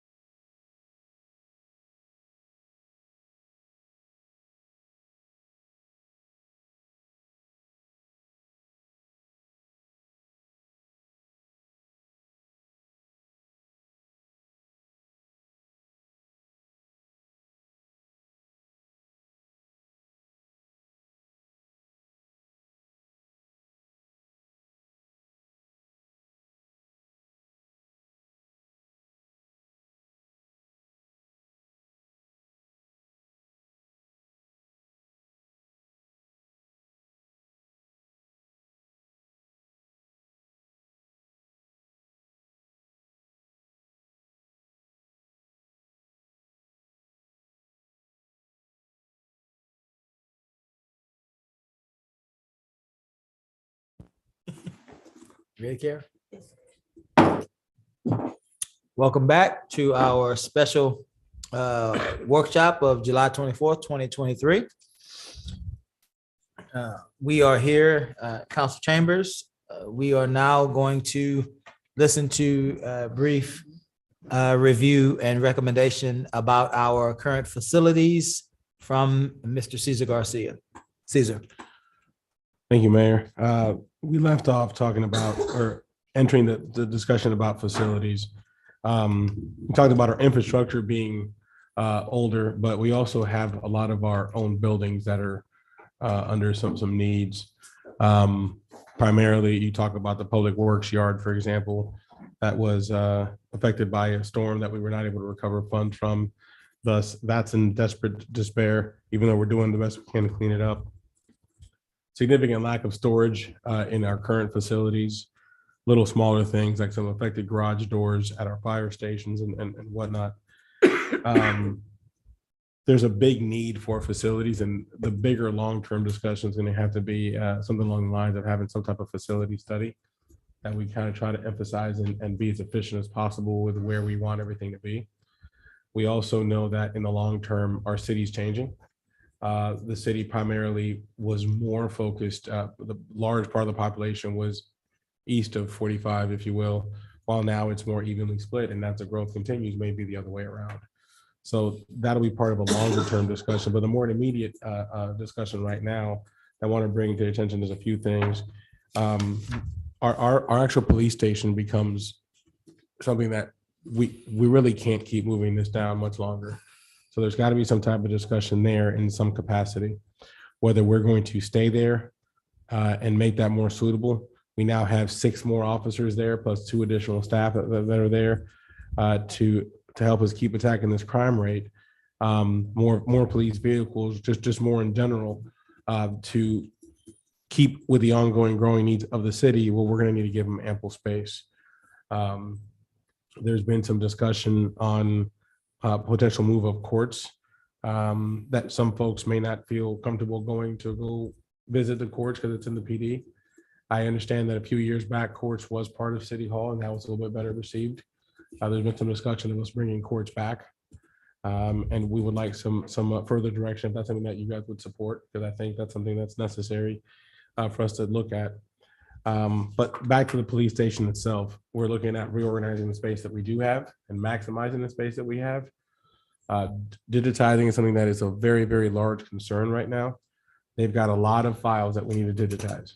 They've got files dating all the way back to the 70s, if I'm not mistaken, that they're working on trying to digitize. So I would like to circle a lot of the effort that we put towards the PD station, whether we're, in an ideal perspective, we probably knock the entire thing down and build a new one, but we know that's not realistic. So we're trying to make the best use of what we do have, so we can make it more accommodating to our officers. But as far as the PD station itself, there's a pot of land that's right behind them that we currently own that we're technically not using, that we maintain. So the thought is to expand that because we just don't have enough space for our officers to get in and out. And something that we need to really address as we address the downtown corridor and all the work that EDC is doing down there. I want to talk briefly also about the move to courts. Moving the courts here would be additional influx of folks here at City Hall. If we were to do that, it would bring them closer to the chambers, which is more efficient for them to have access to the actual chambers for their sessions. But also what it does, it brings clientele to the central location of City Hall for them to have access and limits any mix of folks going to the police station at any given time that may not be going for a police related decision or a course related decision. Make it a little bit different. Some folks prefer to go to a different location. That has been brought to me several times. Also, the ample space. Our courts department, we have a total of up to 5 people if we were fully staffed, and they literally have maybe 2 offices that they share amongst those 5 people. So in fairness to that, I know during COVID they had some challenging times. I would like to accommodate a little more space for them as well.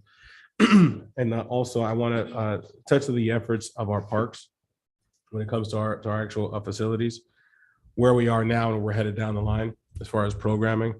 In the future, we do see parks almost being an extension of our community services programming through our library, if that becomes to fruition, but in adding some programming, you have an item on your agenda tonight on that. But we want to try to do more for our parks now, providing the quality of life. You've already started taking strides there. We are working with TCISD for intergovernmental or interlocal agreement, if you will, to allow us to use some of their space that we would have access to give our folks more facilities. So there's a multiplier where it's not going to cost us a whole lot, but we're still going to have access to certain facilities. And I'm sure we'll have to share in the maintenance of them. And that'll be another budgetary decision. But our parks now and our parks and what they're going to look in the future, you have a parks master plan. The $2 fund is able to do things like what you went to the groundbreaking earlier today to bring through 3 playgrounds, but it's taken us a very long time to get there. So what other things are we going to consider for that? So whether it's piecing it together, it's going to take us 15, 20 years to get where we're going. I know we've discussion with building A, what we're going to do there. The biggest hurdle for building A right now is not just the actual development, which is one big hurdle, but it's how we're going to operate and maintain it year after year. So as we start to snowball that, and I think Mayor, I think it was you and also Councilman Yancey talked about operating some type of programming. We know it's coming, right? Our residents are clamoring for it. But what are we going to do to continue that programming and what's going to be that hub? Whether it means we talked about services on the other side, do we add a second library on that side? Do we attach it and make it a part of building A? What do we do to service folks in that area? And we also know that a lot of our residents don't just go to TCISD. We have a lot of folks that are at the Dickinson, the Santa Fe, and even a larger number that go to Hitchcock as well that are on that side of town. So making sure that we address and strengthen our relationship with all those schools and all those ISDs to provide more facilities is something of great concern for us. Kyle, I'm putting you on the spot here. From a facility perspective and IT perspective, I know we're doing a lot to do IT for our mobile functions with PD, with cameras and stuff. Talk to me how are we doing with our servers and our in-house stuff? You didn't know I was gonna ask you this. I'm sorry, I didn't get a chance to prep you. If you could talk about that briefly. Servers and stuff. How are we doing?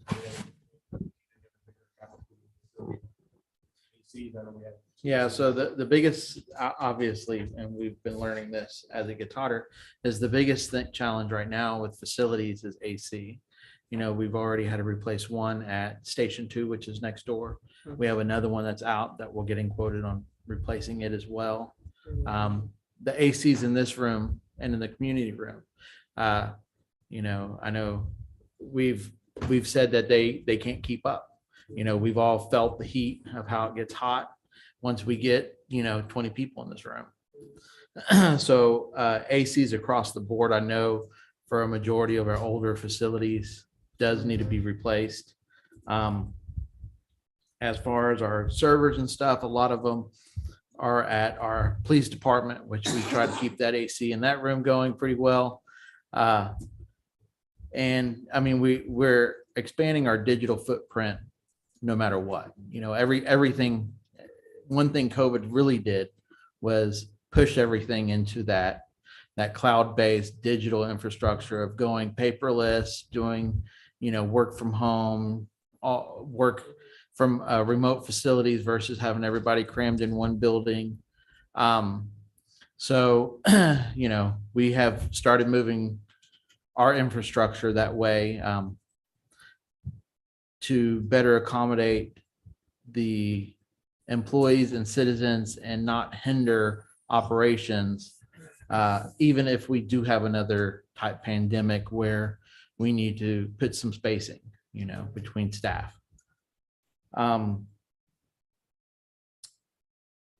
Really, our aging facilities like Mr. Garcia spoke about, and our police department, we have been working on trying to get quotes and, things to incorporate that property, because even if we lay down crushed concrete, at least we can park on it.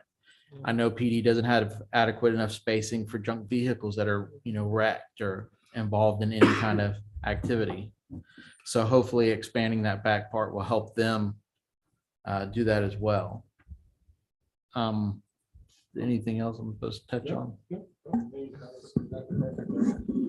I do want to comment on something as we do the needs of right now I also want to touch on the needs for the future. We talked about what we're bringing to you, part of our Vision 2050 plan is to do more of this kind of facility or space study, but also certain things that we need to start looking at.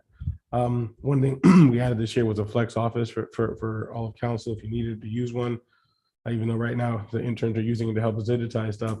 But also solar, it's happening, right? It's happening, whether through solar vehicles, through charging stations, solar for buildings.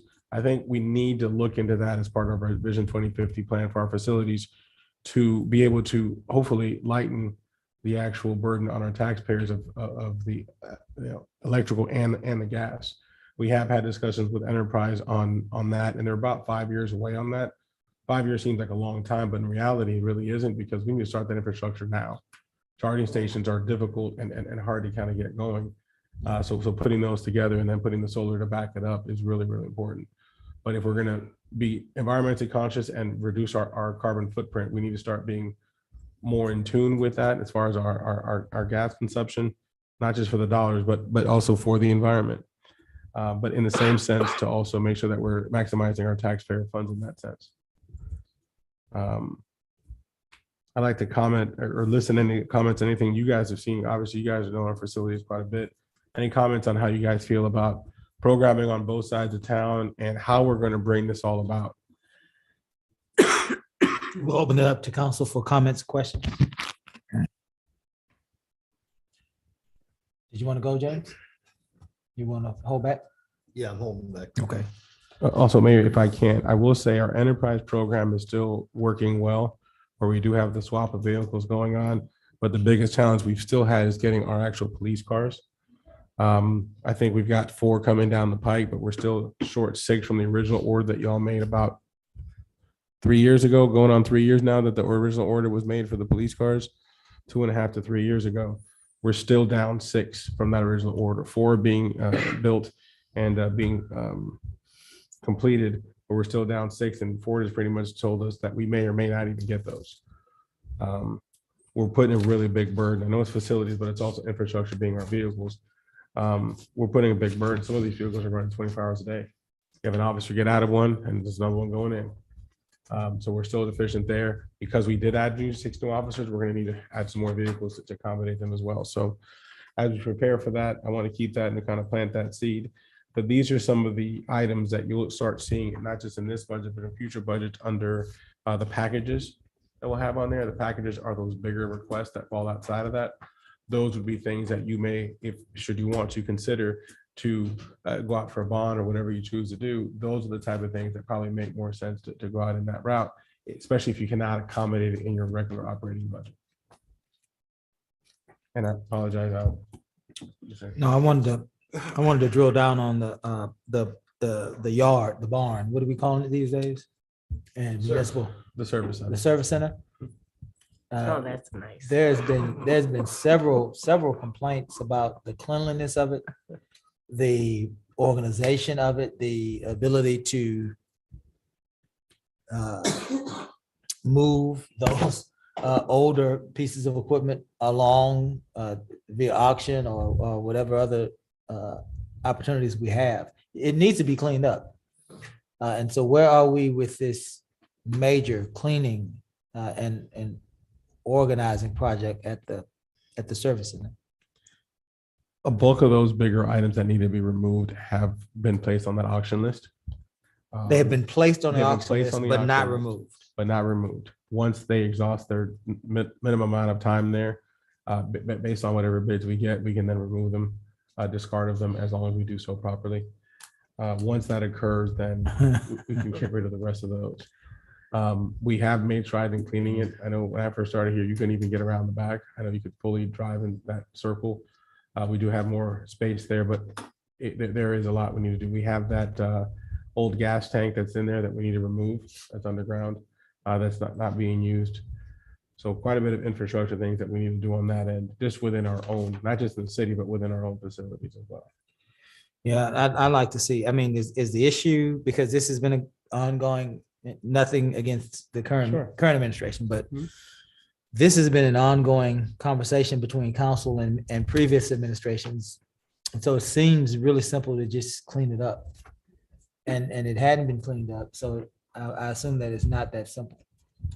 I would hope that it It's- wouldn't be that simple. It's not as simple as it seems. We finally, there were some vehicles that were there that we could not even get VIN numbers to because they've been there that long. Yeah. So we need to do a lot of homework on that. We've been able to do so on most of those and put them on the list now. I think you have another round of lists coming to you at the first meeting in August with some more of the remaining vehicles that are back there. Once they exhaust their time, then we can get rid of some of them. There's also different things that certain parcels that are back there don't even have VIN numbers. They're parts of vehicles, if you will. So we need to make sure we have the right way of doing those. But our limited fleet staff that we have out there, 2.5 bodies that we have to take care of our entire fleet, are doing what they can to do that. They usually do a bulk of their cleanup on Fridays. The increased activity that Gila Marque Beautiful has that's going on has also made it a little bit harder. But we welcome the challenge and we're continuing attacking that. I feel very comfortable that you'll have a much different looking yard before the end of this calendar year. Hopefully before the end of this fiscal year. Yeah, I would hope before the end of the fiscal year, because if I were to go there today, based on what you just shared with me, and I have full faith in what you shared with me, I would expect to see an organized service center. It should be clean based on what we just talked about. We should have assets that are organized and perhaps not moved yet, but they should be organized and ready to go, and everything else should be clean based on what we just said. If that's not true, you just said, and rightfully so, that we have about 2.5 bodies there to resolve issues with our mechanical assets. Why wouldn't we then use a temporary staffing service? Get 5 to 10 folks out there on a temporary basis and clean the entire service center up. Organize the entire service center and then allow those 2.5 folks to then maintain what we allowed the temporary services to clean. Why wouldn't we do that? We haven't done it yet, Mayor. There's really no real reason besides trying to be fiscally responsible. But our staff has taken the challenge, and as budget allows before the end of this fiscal year, that's one thing I can tell you that will be managed. And I applaud you for trying to be fiscally responsible. But if we were to get those things moved out, we might be able to recoup some of those monies that we use to pay for those temporary staffers. Yep. That would be my hope. Yes, sir. So you said end of the fiscal year? Very good. Thank you, sir. I'll open it up to James. Did you want to? I am going to say something about the solar power stuff right now. It is great that the city is looking into going solar. I will say we need to talk with our electricity providers because they're not a part of the net metering and buyback programs that are in the state of Texas, because there's only 7 companies that do that. And the state of Texas does not have a net metering bill. So you can produce all the power you want. They'll never buy they don't have to buy any of it from you. So as we look into that, if we're going to produce electricity and possibly feed part of the grid, we need to get paid by the state, ERCOT, and the electric companies for doing that for them. Thank you, Councilman. And to be honest with you, the intent for at least I could tell you for me personally was not ever to probably produce enough power. It was more to limit the burden on what we have. But if we ever do cross that bridge, I completely agree with you there. So know that when you put the solar out there, you put solar, unlike having a generator on a house, you can't isolate your building from the grid. You will push back power into the grid if there is a blackout instead of into your building in the state of Texas right now. Very good. Let me just piggyback on what the mayor just said about, being here and hearing the same problems over and over. And as a person that really believes in solving issues, it's getting a little frustrating. So I do hope that that's going to be a goal that the staff hears every week, that you've said on the record that this is going to be cleaned. One, because if you don't do that, it won't be, because we've been here long enough to see that happen. And then two, I think sometimes getting a temporary company or even calling HGAC again to find out what we can do, because our problems are not unique. A lot of cities have, especially cities that are as old as we are, the city of Lamarque. So we can find ways to make sure that we are looking more professional than we are that service center. And I do like the name, because when you go over there, that's not what you think it is after you see it. But I agree, if you change the narrative, you change the wording, maybe you'll change the situation, right? And so that's definitely something that we want to do. As far as utilities, facilities, you were talking about the policemen needing more room. There are a lot of buildings that are available in Lamarque now. And some of them, some people can't sell them because appraisal values are so low, right?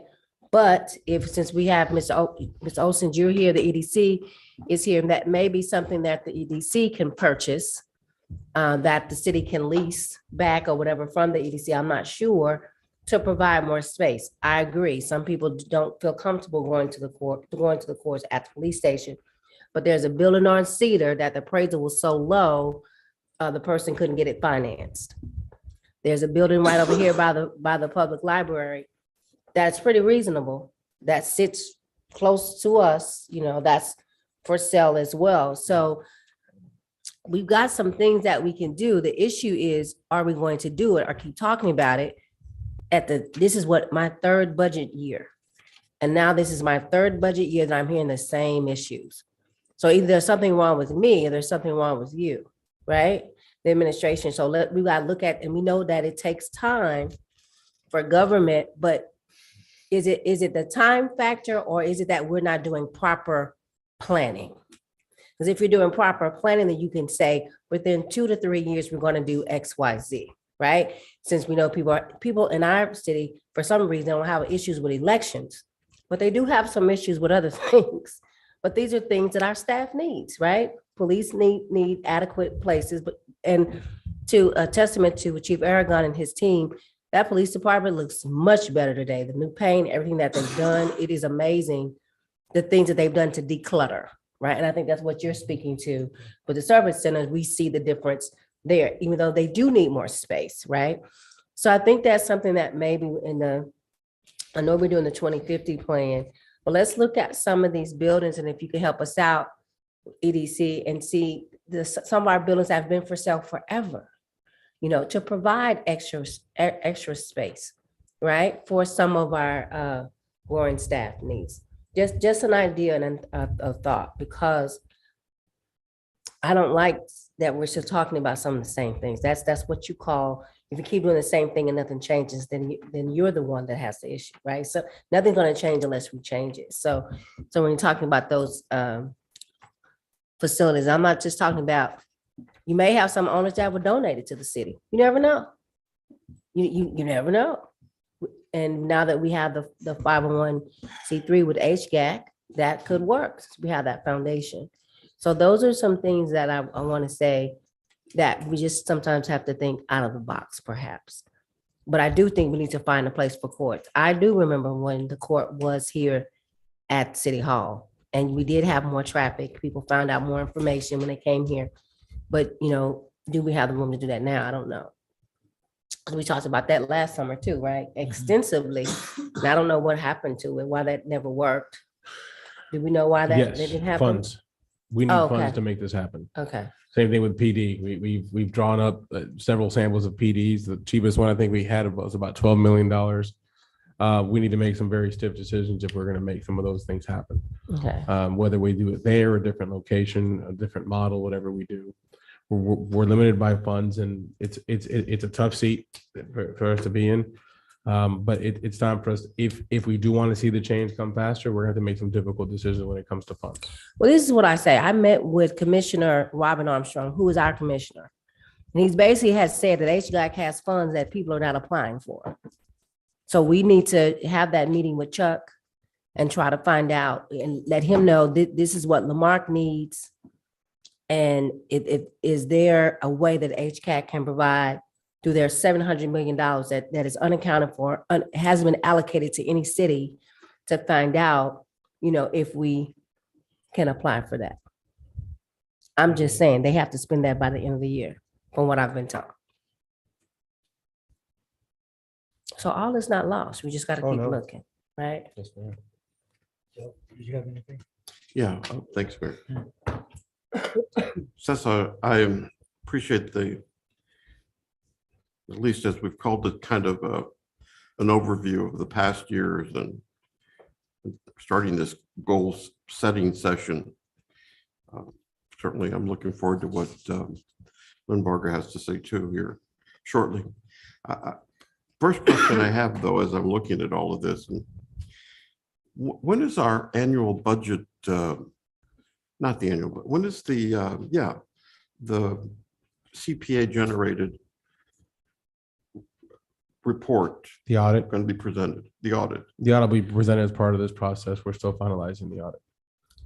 Well, I can tell you that it's going to impact some of the decisions and I will be most interested to see the notes to see if the corrections have been made from the past audit as well too. So what's the time frame? You said? It'll be done as part of this process, so before the budget's finalized. So is that next month then? But well before the next month, God willing. Okay. The other thing that I don't see on, at least on this report, and having only seen it now and looking at both, I would like to know a complete financial picture, which includes our reserve funds. I don't see that included here. Because I can tell you that I've kind of decided that this is how I'm going to approach it this year. I'm going to come up with the best guesstimate of how many dollars are going to be available and deduct whatever we had last year. And that difference is what I'm going to work from. And as these departments come and make their presentations with their wants and their desires, I'm going to make it very simple to everybody. Here's what we have. And you guys, collectively as a community, we're going to have to decide how we best utilize this amount of dollars that we have. And I would like to have community input, Cesar, if you could use that software that we got recognized for, and you got recognized for when we did the ARPA survey. Let's post this stuff online and get feedback from our community so that it's not just us up here making these decisions. And then if necessary, I want to have a very honest discussion. Fine. You know, last year during this period, we actually, because of the confusion on the tax calculation worksheet, our original budget was at 48 cents, I believe. And we had to go back to 46 cents. From 47 to 46. Or then we further reduced it. And that was not anticipated. So if we have to be straightforward and say to folks, with an additional penny, we can do some more of these things, then let's discuss that. Let's have a healthy discussion about these things. So that's how I'm going to kind of approach it on this side. Because Yes, sir. And actually, as part of your request as well, I know that our partners here are ready for the next discussion. But as part of that, in tomorrow's presentation, we have a brief presentation from our bond counsel to educate you, to update you on that information as well. As tomorrow, as was requested, I want to make sure we have that come back to you guys for better outlook. And by the way, that's not just an oral presentation. I would like to see something written down in black and white. This is this. This is what the bond was for. This is the revenue amount. This is the expenditure amount. This is what's left over or what not. Thank you. And the presentation tomorrow is on, if you want to collect further debt, not on that, I'll get you that. But I just want to. Oh, okay. You're talking about no, Our another bond contact counsel, yes. to- Yeah, okay. sorry, I want to clarify that. All right. So as we wrap this section up, Caesar, I guess the last question would be, are we out of space? Have we ran out of space? Great question. It depends on which department. I would say definitely in police, for sure. Okay. Overall, I think it is time for us to start looking at different ways of doing things, whether we're going to do a central location or when we do our Vision 2050 plan, we do kind of a facility study to be abreast of where everybody is. We know that we've gone through a redistricting of our districts, right? We've done that recently because of population changes. Should we consider doing something similar for our facilities and any future facilities that we have? That's the next question for us to answer. Okay. Any further questions? Well, we are at 3:00 and my schedule says that Linebarger is here for a presentation. Is that correct? Yes, I'll have them approach. How many folks do you have with you? So we can get the chairs. We brought out the house. Yeah. Today, I'm Mark Chevalier, managing partner at Galveston County Office Manager, delinquent property tax collections. So now, Absolutely. and I have Councilman Alexis. Hello. How are you? Hey, how are you? Thanks. I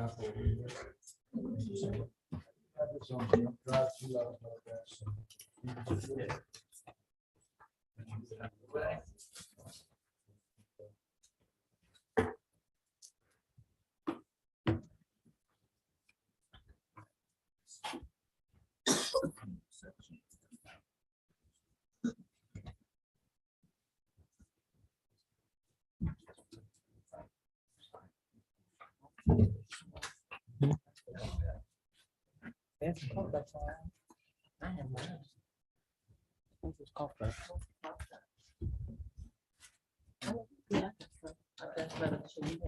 Oh, you got, okay, I thought you said, I'm sorry, I thought you said you needed some.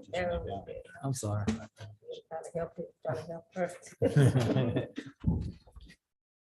We're going to pull this up in just a second. Mark, give us a second. That'd be perfect. Thank you.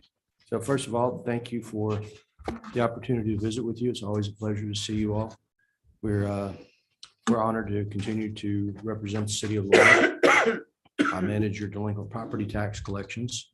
And we have today, we have a number of staff members with us today. We have my partner, Richard Hill, who manages your delinquent court fee and fine collections. Brandy Stacy is here as well. She stepped out. She is the lead on your court fee and fine collections. Karen Vanderson is with us as well. You all know Karen. And then my partner, Emily Watkins, is here. She's my local partner. She manages our litigation docket for all of our collections in Galveston County. So thank you again for the opportunity to be here. I hope this will be a productive endeavor for everyone.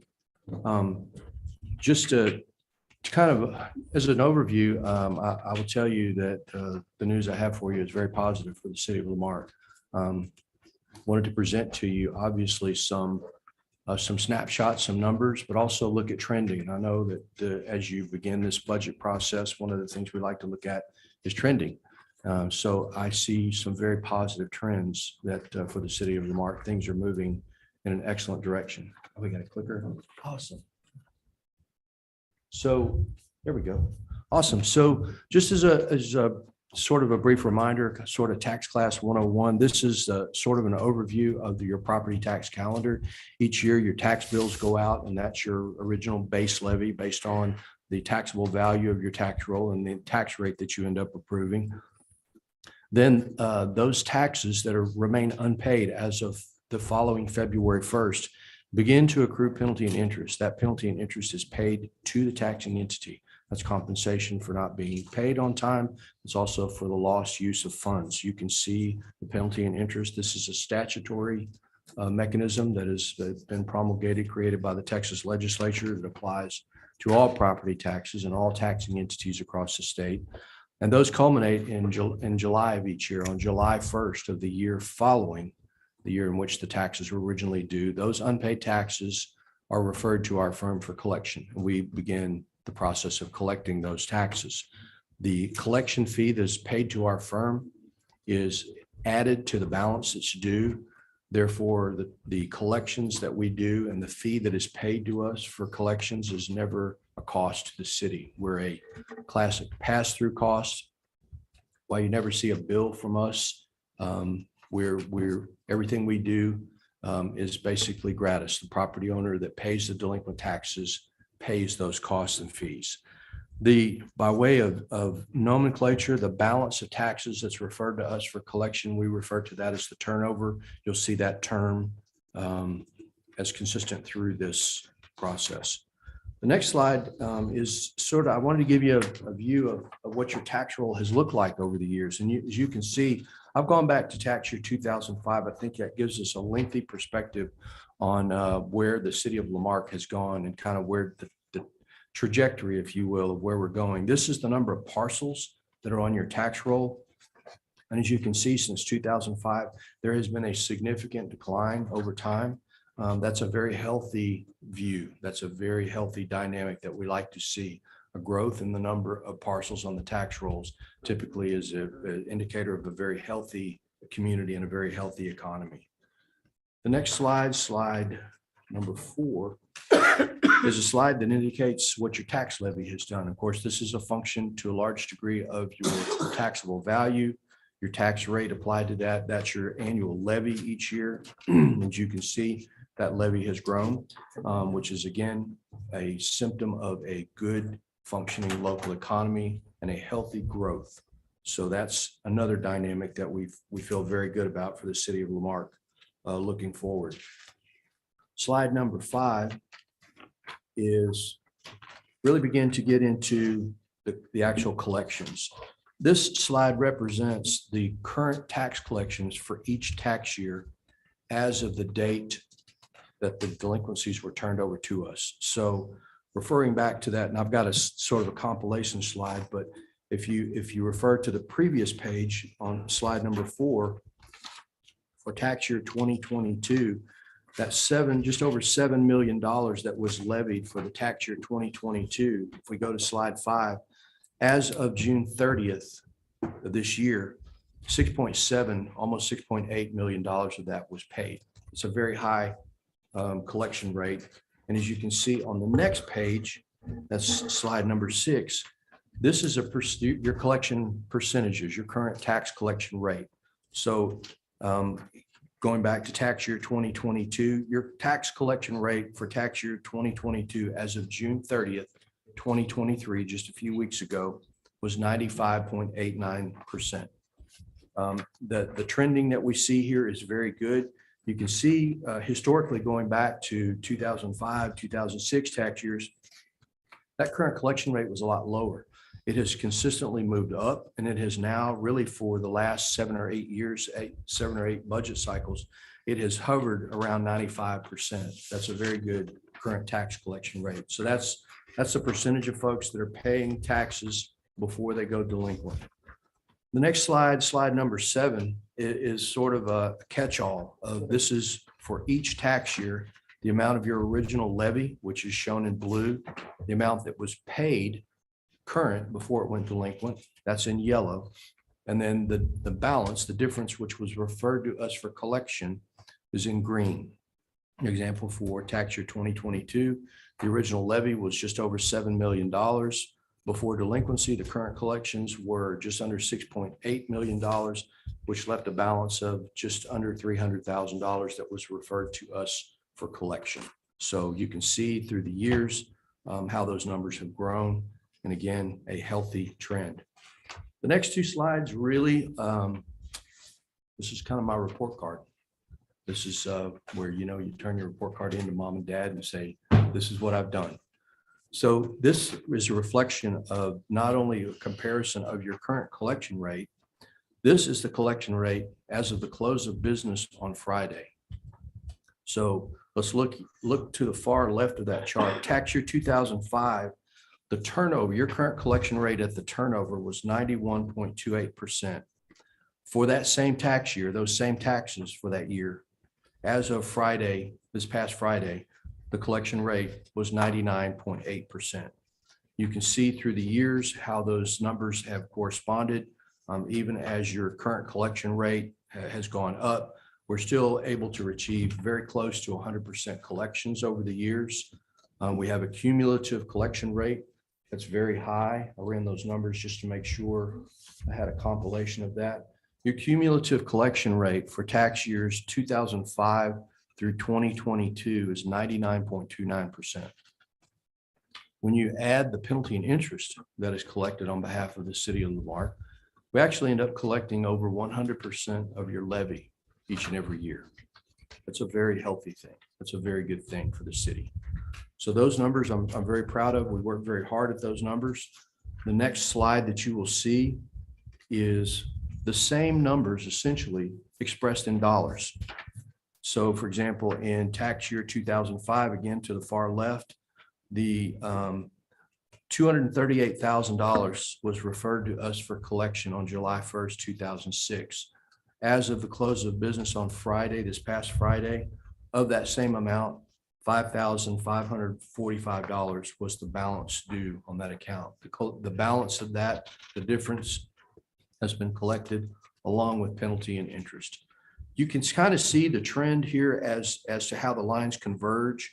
For example, to the far right, tax year 2022. What this reflects is the fact that the collection process takes time. We have already commenced collection of your 2022 taxes, which were referred to us just this past July 1st. This year, with the way the calendar fell with July 4th, we wait until the mail delivers some late payments. A lot of folks like to mail their payments on June 30th. By the time the mail gets here, those payments get processed. We get a data file loaded. We started collections of your 2022 taxes on about July 12th. You can see since that time, we've collected about $46,000 just in that short period of time. On the percentage wise, we've moved your collection rate, it's reflected in the previous, we've moved that collection rate from 95.89% to 96.44%, over a half a point just since the 12th of July. That's a sort of a summary of our collections and the trending that we've gone through. We continue to employ a balance of thoughtful consideration when we collect taxes. We're dealing with residents, with neighbors, with business owners, many of whom are struggling to pay their property taxes. So we always want to treat people the way we would want to be treated if we were in that same circumstance. However, we are charged with the duty of a professional obligation to collect your taxes, and we proceed accordingly in a professional and stern way.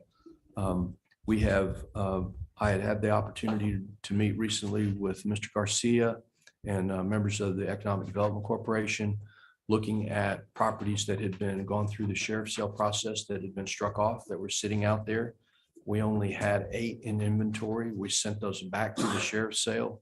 6 of those were sold. We only have 2 struck off properties in inventory right now within the city of Lamar. The real estate market has been very strong. Investors have been buying real property through our tax sales, and including in the city of Lamar. They're looking at that for an investment purpose. Those that are in construction companies and developers, they like the land cost here.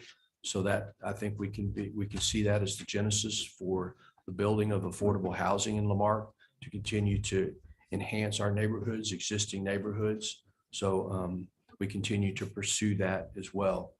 One of the trends that we're seeing as you look forward, and it's, the crystal ball gets a little foggy here. One of the trends that I've seen, I've been doing this for 30 years now in Galveston County. This has really been the whole of my delinquent tax practice. One of the trends that we're seeing is an ever increasing number of properties that are subject to disability, bless you, and over 65 homestead exemptions. That presents an interesting issue going forward, because that not only that's an additional exemption that applies that lowers their taxes. As a practice, we do not foreclose on property owners who are over 65 or have a disability homestead exemption. We're all living longer, so it is not uncommon to see an over 65 homestead exemption stay on for 20 plus years. That is a trend that is across the state.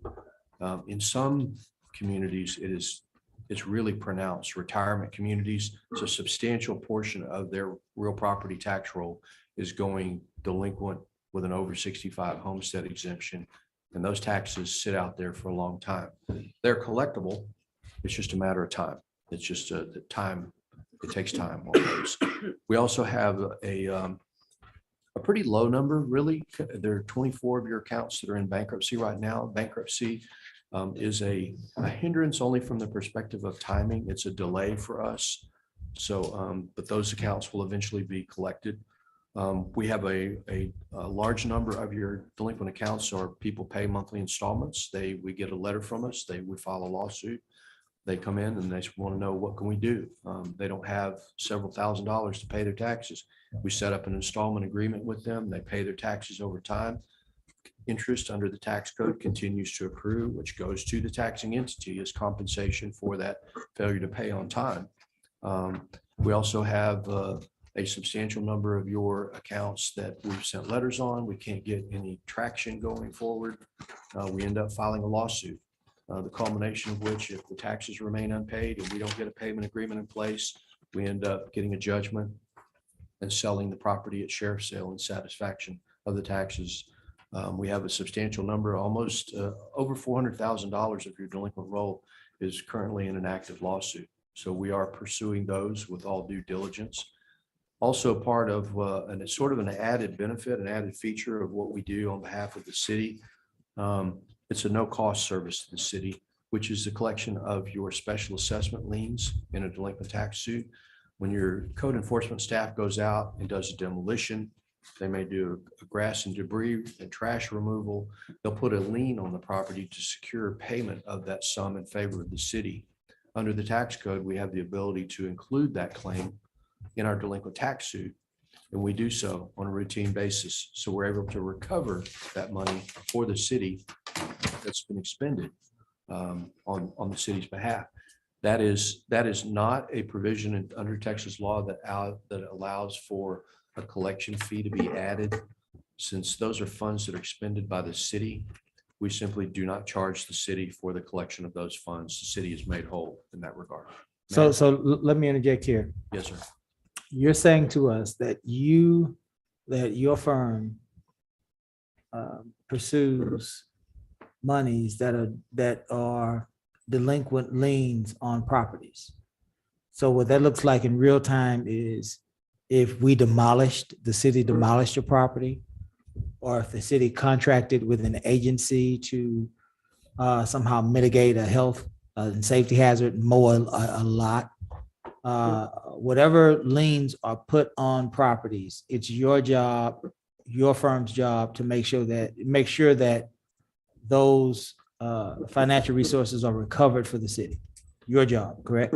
That is correct. To the extent that there is a delinquent property tax on the property, we don't have any mechanism under Texas law to pursue those outside of a delinquent. So if they're tax. paying their property taxes, but they're still accumulating liens because of high weeds and grass, you have no way of recouping. There is no mechanism to recover those outside of a delinquent tax suit. What usually occurs, or what often occurs, is the lien that's filed by the city. At some point, if the property is sold, and the title company is going to pick up that lien, and those liens are going to get paid out of closing proceeds. So let me go at this question a different way. So let's now say that there are delinquent property taxes as well as liens. What information do you use from the city that allows you to pursue those liens? Are we giving you, what are we giving you that would give you the assurance that there is a lien and that lien is in fact accurate? So your staff is very diligent when they do this type of curative work. They file a lien in the real property records of the county. Before we file a delinquent tax suit, we have an abstractor who does title work. So we determine all the owners of property and any lien holders, and that can be a bank, a mortgage company, it could be an IRS lien, along with City of Lamarque special assessment liens. Those get picked up by our abstractor. Those are sort of treated differently. Normally in a delinquent tax suit, a bank, a mortgage company, an IRS lien, your tax lien is superior to them. So if we foreclose, we wipe that lien out. In the case of a special assessment lien, we join that in with the delinquent tax lien and seek recovery of that. Now, the payment of that is a function of, there's a priority of how proceeds from a tax sale are paid. And under the tax code, city liens or city special assessment liens are paid last out of sale proceeds. Sure. But I will say this, most delinquent tax suits are resolved before sheriff's sale. So once we file a lawsuit seeking recovery of taxes and city liens, and we get a payoff request from a title company or an individual asking, what's it going to take to make this lawsuit go away? We also include the city's liens Right. for special assessment. And all that's, I get that. The question that I'm actually asking you is, how do you know that the liens that the city has placed on properties due to some sort of health and safety mitigation, whether it's demolition or highways and grass, how do you know, how does your office verify if those liens are in fact accurate? How do you differentiate between a lien that was possibly improperly filed or filed without any backup information that would lead you to believe that this is in fact an accurate lien placed on property? So if a lien is filed and that lien is subsequently satisfied or paid, the city will file a release. So we look for a release that would eliminate that lien. I guess yeah, let me try to ask it. So let me go it a different way. How do you know if the city of Lamarck says there's a lien on ABC 123 Street for high weeds, and it's also delinquent, and you pursue it? How do you know as a firm that the information that we're giving you is accurate when you pursue? I mean, could it be possible that we're giving you not on purpose, but that we're giving you inaccurate information? That's certainly possible. It's very unlikely. We also follow up with Kathleen Van Stavern via email with her to verify if there's a balance due and what that balance is. As she does the code compliance work and eventually files that lien, she's the custodian of records for all of those information associated with any type of curative measures that code enforcement does on behalf of the city of Lamar. So therefore, she's the repository of, is this still valid? Is this unpaid? So she's the custodian of record. That's correct. That means that she's supposed to have knowledge and information on every lien that she gives you.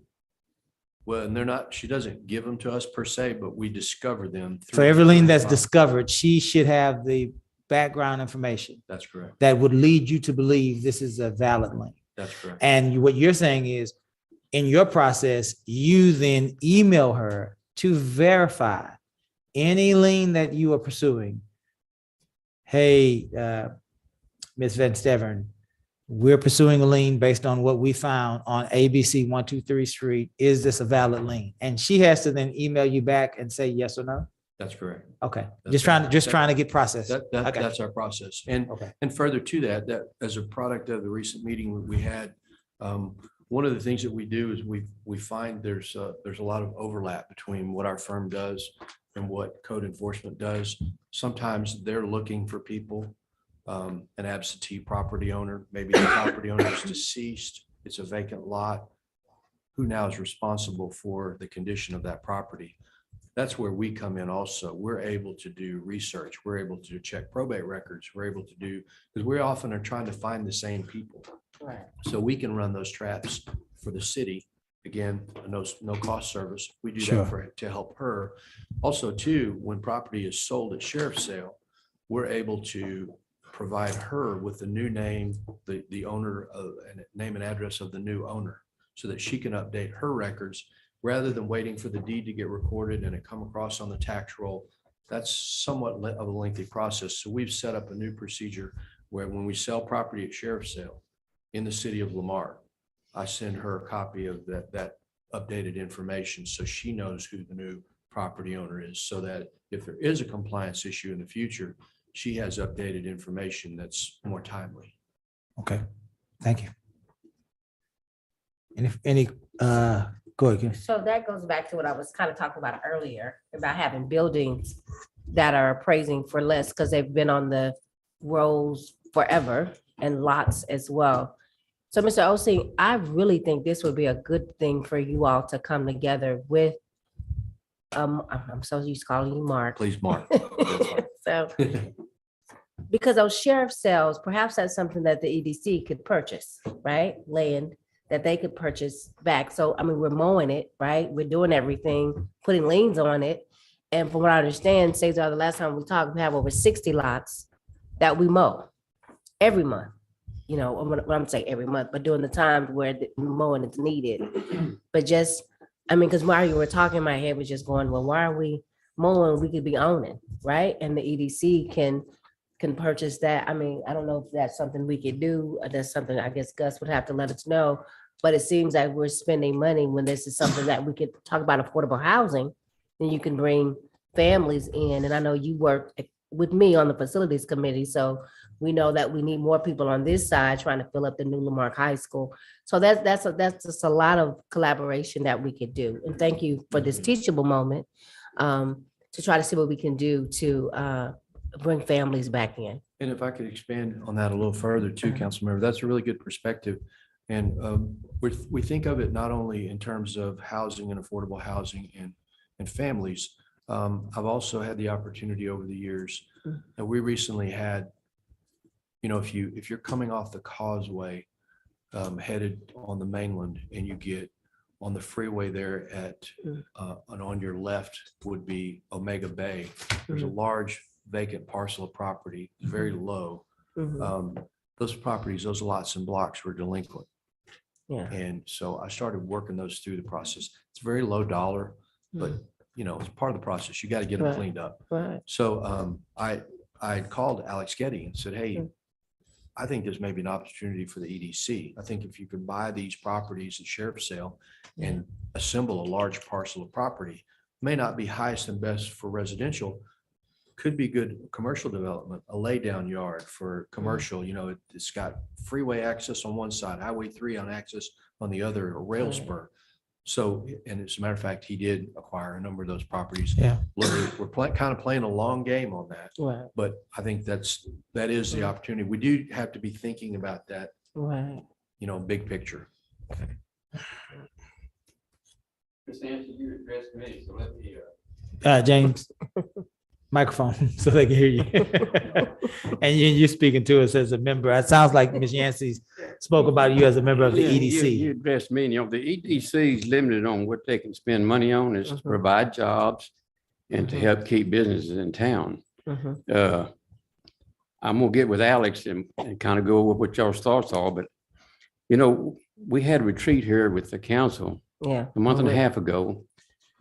And we'll I have really another one. pushed the issue of us getting together and meeting again, and y'all tell us what's on your mind. This Right. would be a good example. Exactly.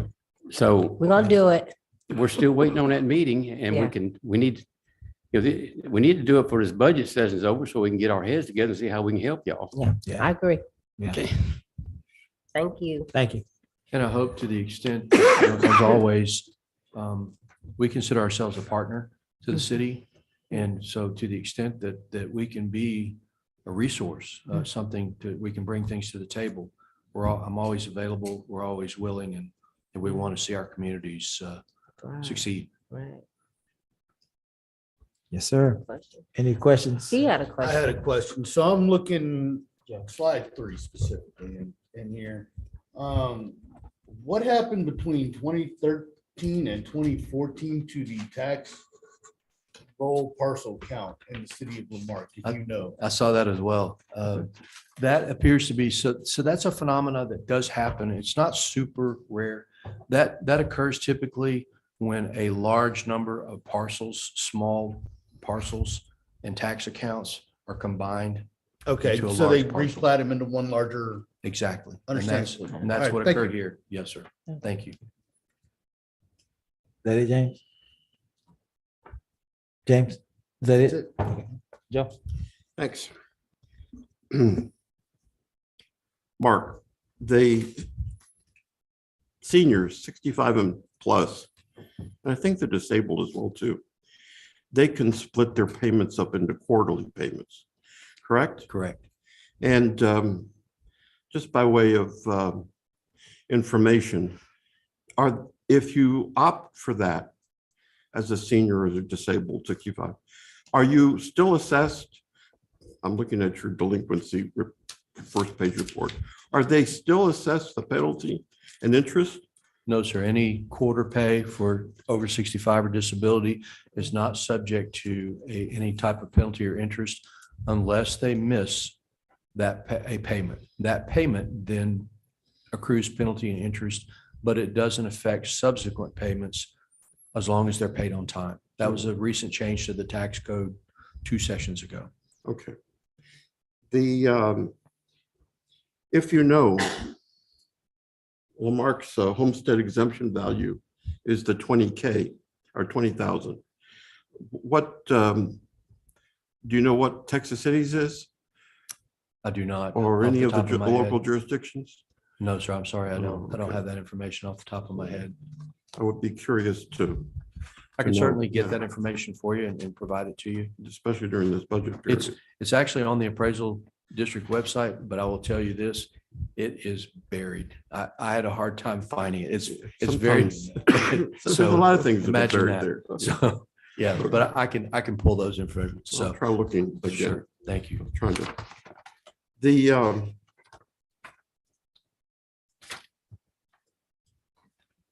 This is just trying to get something. I'm a testadura here, trying to figure something out. You said that our tax levy for 2022, which would represent our 22-23 budget, our tax levy amount is $7 million, approximately $7 million, of which 6,773,000 has already been collected. Is that accurate? Yes, sir. All right.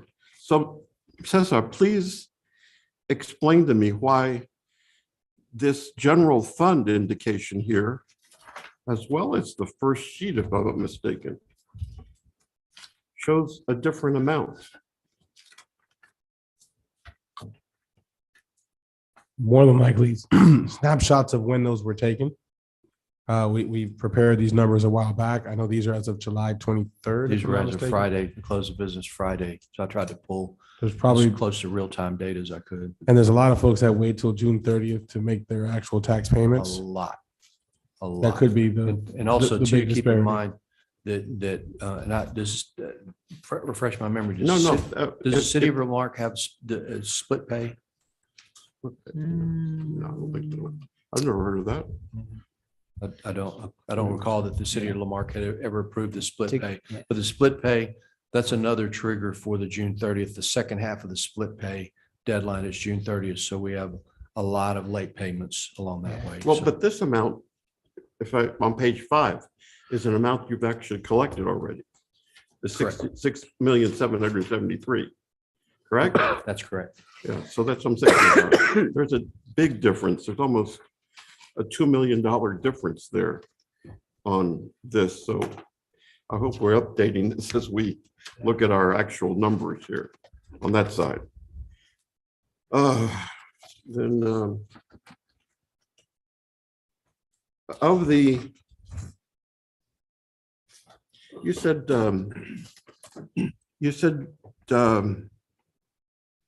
as a practice of your firm, you don't initiate foreclosure actions against individuals that are disabled or 65 and older.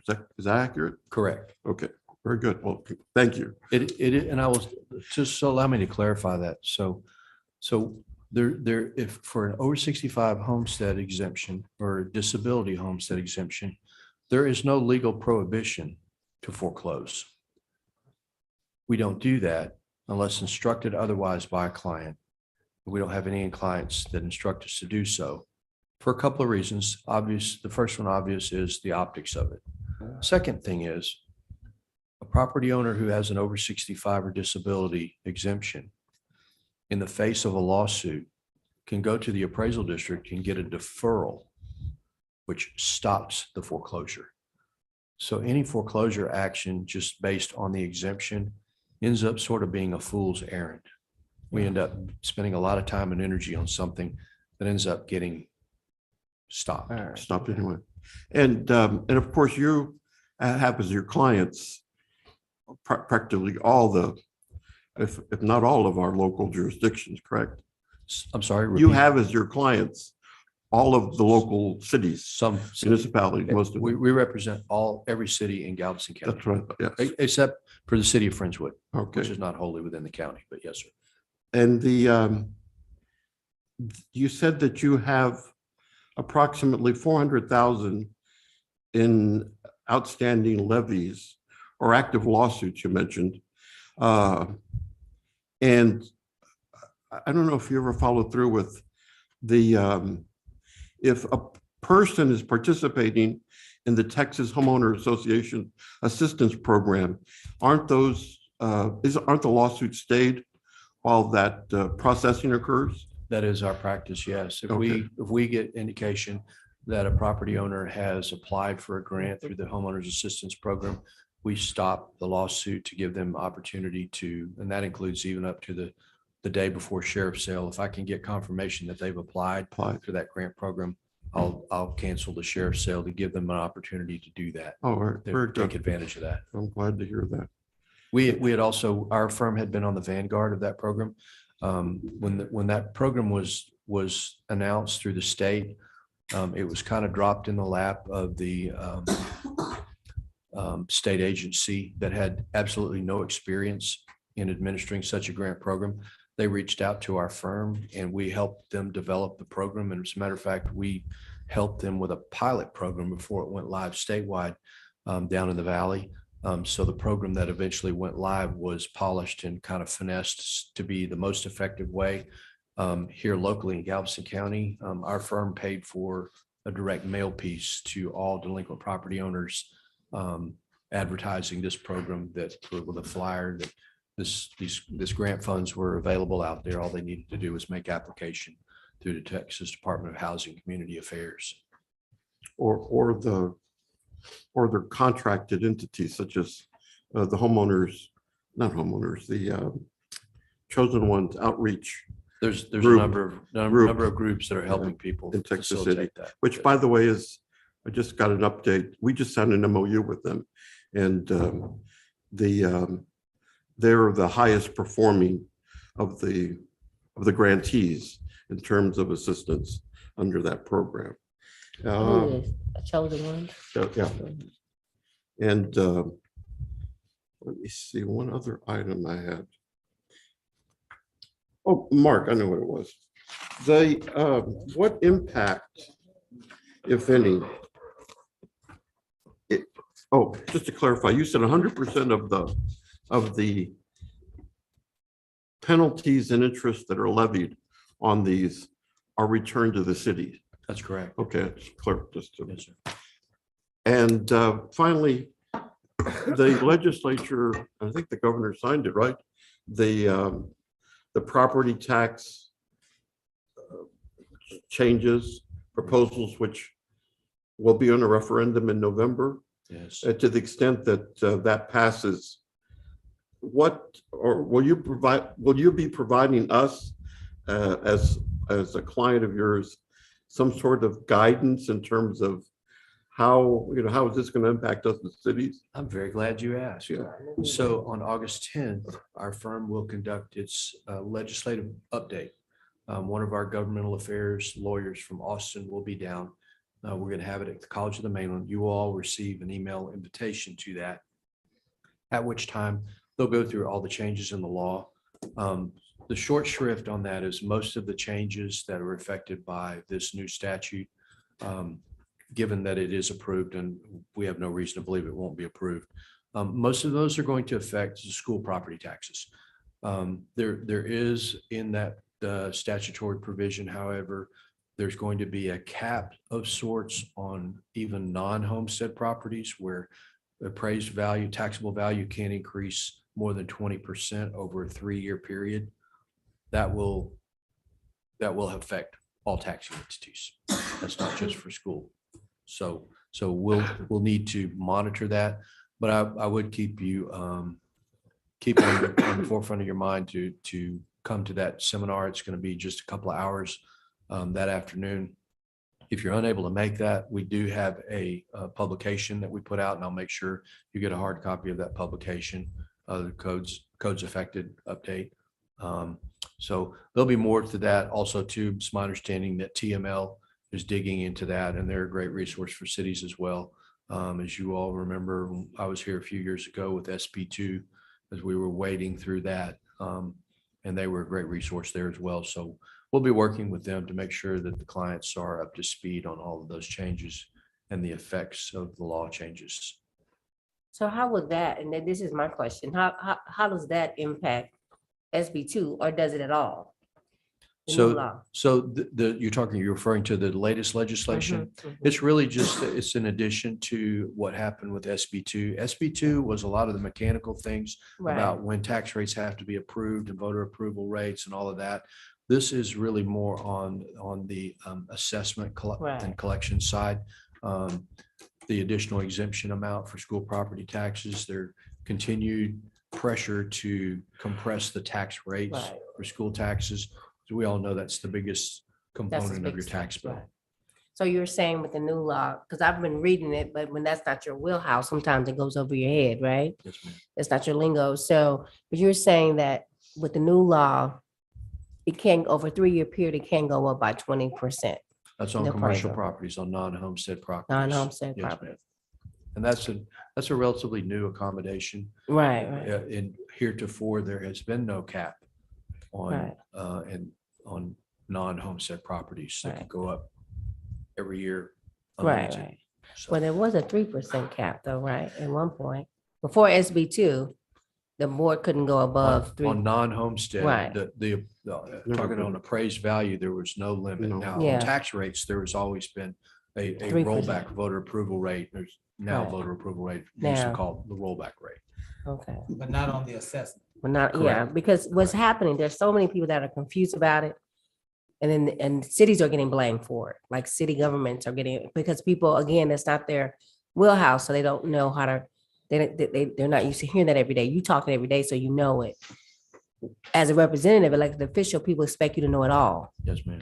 And so that's the part about being able to articulate that, well, this is what is happening now. And so that's why we need you to come in so that we can properly explain it to our population. I'll be glad to do that, to help you construct really some kind of bullet points on how to keep. And we do find that on a daily basis, the folks that are on the delinquent side that we're dealing with, there's so much misinformation out there. There's just, it is a very arcane, very specialized area of the law. And that's a fertile ground for misinformation. So it is problematic. Mark, I did have, just briefly. Number one, for those who have the homestead exemption on the appraisals, that there is a cap of 10%, correct or not? You're referring to the increase, the annual increase that the appraisal district, yes. There's a cap of 10%. For any homestead property, the appraisal district can't go up more than 10% more than on the taxable value annually. Anyway, second question. Does your firm also assist municipalities on the vehicle inventory tax? You know, at the end of each year, a taxpayer, especially commercial entities, and I used to do this back at when it was private business, you're supposed to file your statutory inventory tax. I think it was called. It was a property tax for like cars. If I had cars or so there's two subtleties there. One is for a dealer, special inventory tax for someone who's in the business of selling, and it's not just cars. It could be heavy equipment. It's a variety. It applies to a number of different areas of the economy. The other thing you may be referring to is on the business personal property, Okay. furniture, fixtures, equipment, Yes. inventory. There is a requirement each year for a business to render their business personal property tax amount, to basically tell the appraisal district, this is what I have and this is what it's worth. There is a rendition penalty if they fail to do that.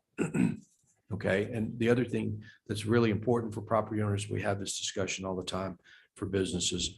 It's really important for them to render their taxes because that shifts the burden of proof. If you tell the appraisal district, this is what I have and this is what it's worth, now they're in the position where they have the burden of proving that you're wrong.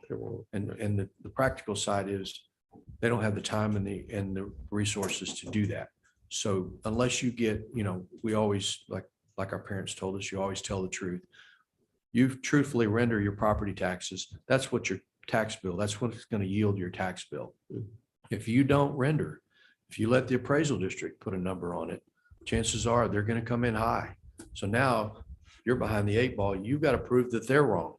So it's really important, avoid the penalty, the rendition penalty, but also to tell the appraisal district. That way you kind of have your hand on the wheel and you have a lot more control over the eventual tax bill that you get for your furniture, fixtures, equipment, inventory for a business. Mark, is it accurate to say that, from my recollection, it's been years now, that's a voluntary, you voluntarily must disclose this.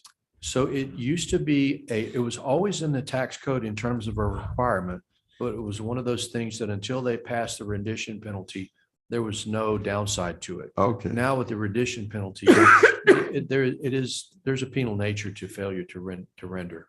So I'm thinking of two situations. We have some entities here in the city of Lamarque that sell used cars. By the date, that's a vehicle tax that must be owed, right?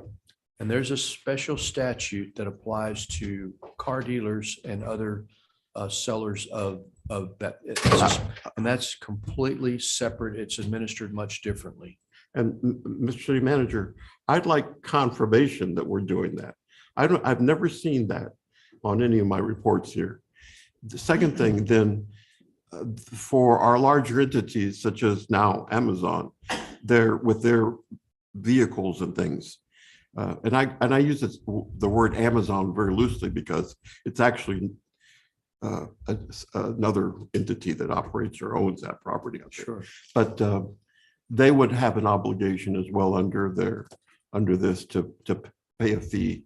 Indeed. And that's rendered to the city? That's rendered to the appraisal district. To the appraisal They district. determine the taxable value. And then in turn, as part of your tax roll, when the appraisal district certifies your tax roll, that comes over to you as you're part of this budget process of setting your tax rate. So that number is baked in, so to speak, to your total taxable value of your tax roll, your certified roll.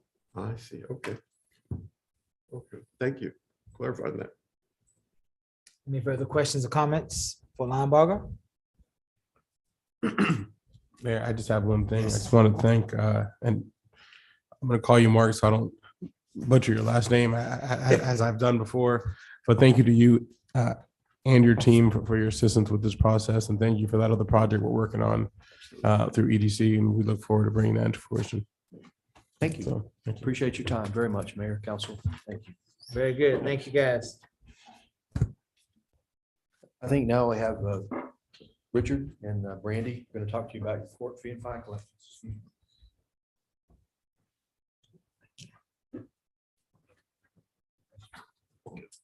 Okay. No, you can because we're in the workshop. Yeah, we don't necessarily need a quorum because we're not voting on anything. Okay. All right. I'll be right back.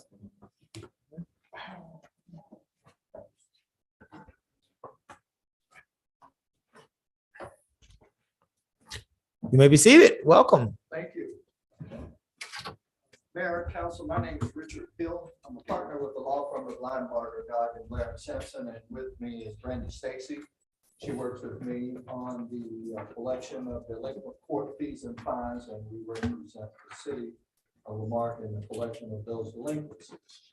we're proud to be here today and we'll be happy to answer any questions that you may have during, before, or after our presentation. Initially, I'd like to start by saying that we have been representing or got our first placement for delinquent municipal court collections from the city in May of 2013.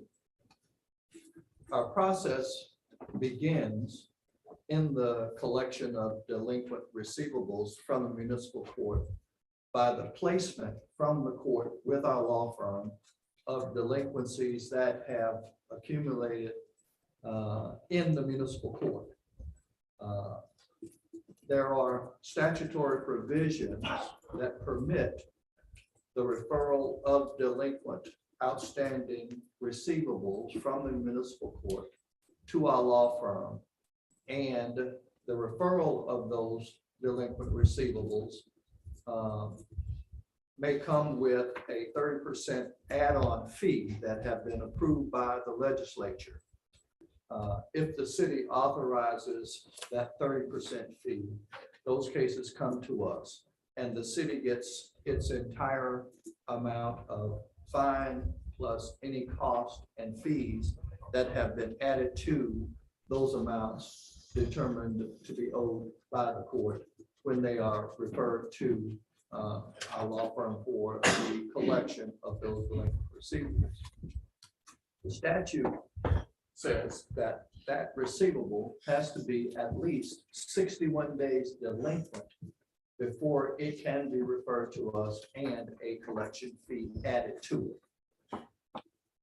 When a citation is issued, and mainly what is filed in your municipal court or a traffic citation, once that citation is issued, the court does what its procedure is with regards to notifying someone that they have a traffic violation, setting up a court date, accepting a plea for guilt or not guilt, and assessing the fine amount or determining guilt or innocence if a trial is done prior to the debt becoming a delinquent receivable.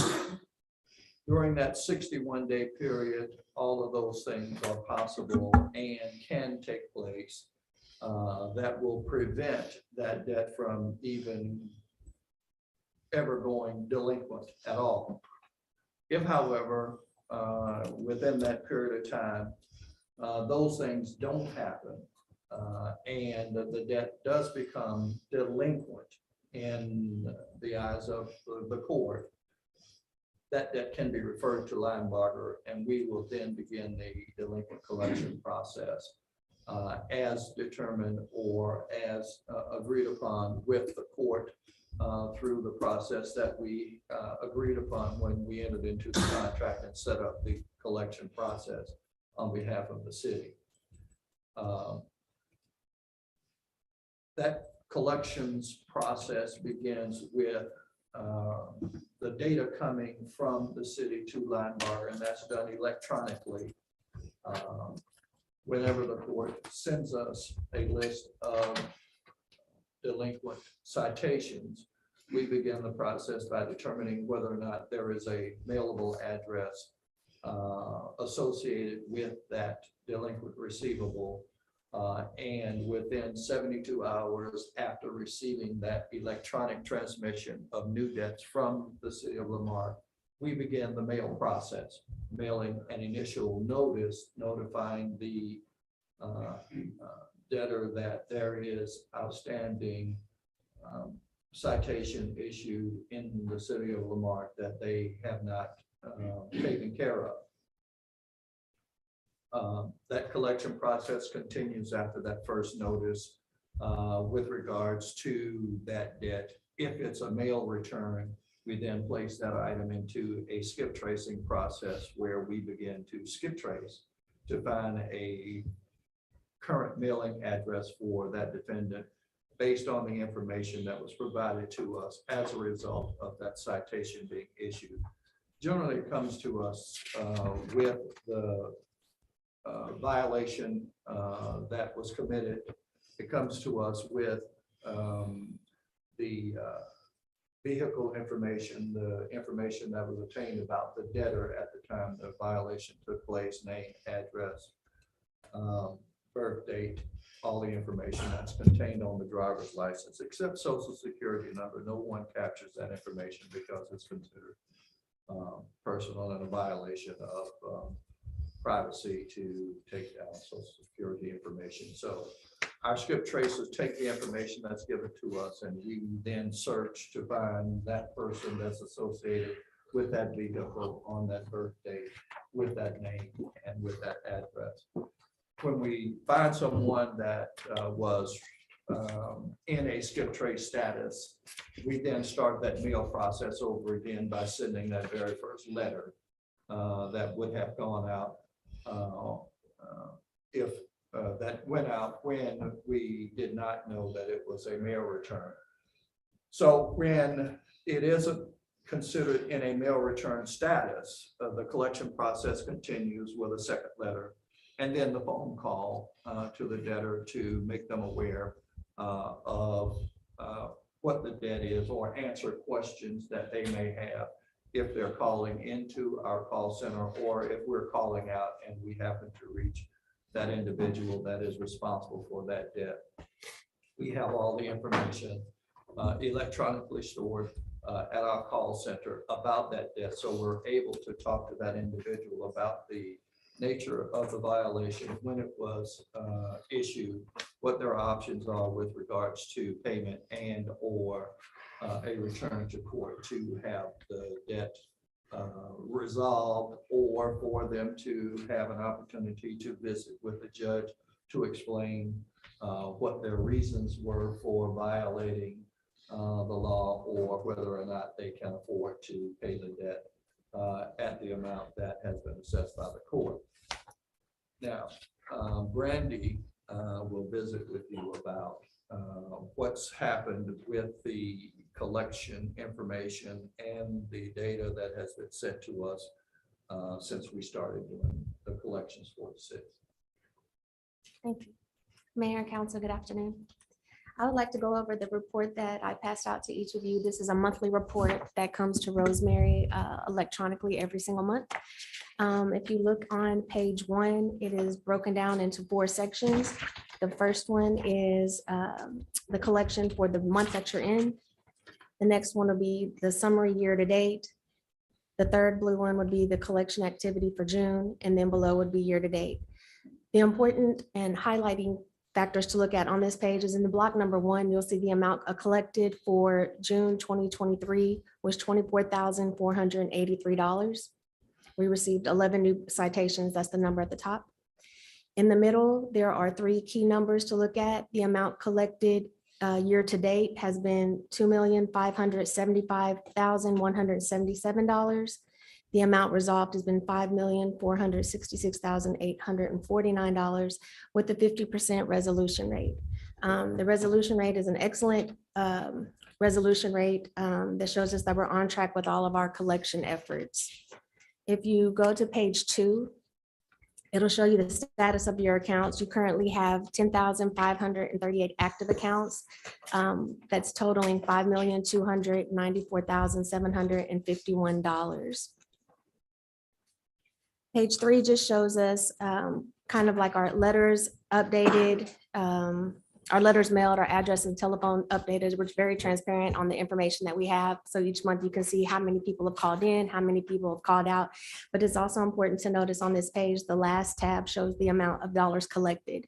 So for 2023 so far, we've collected $112,515. If you just take a quick glance all the way to the bottom, it goes to the end of 2021. You'll see that we've consistently collected pretty much every single month for the past few years. That shows on this snapshot. Page 4 is an analysis of good addresses, returned mail, but the one thing to focus on is on your profile. Most of your profile contains cases that are 3 years or greater. Page 5 just shows you a representation of the previous page. Page 6 shows us the placements that we receive every single month. The 2023 summary, we've so far to date for 2023, we've received 594 cases. 2022, we received 640 cases. 2021, we received 1460. Now, we did notice that there is a decrease in the placements being sent to us. However, even though the placements are down, we're still averaging on collection about $20,000 a month. Page 7, 8, and 9 are just graphs of all of the information that are been previously spoken about. As I said, the dollars collected for 2023 is $112,515. And if we continue to collect at the current rate by December 31st, we anticipate a collection estimate amount of around $230,000. And this is on track for the rest of our previous collections. For 2022, we collected a little over 212,000, and 2021, roughly about 136,000. So with our collection efforts and the support that we receive from the courts, we're looking to hopefully have a end of year $230,000 collection for you guys.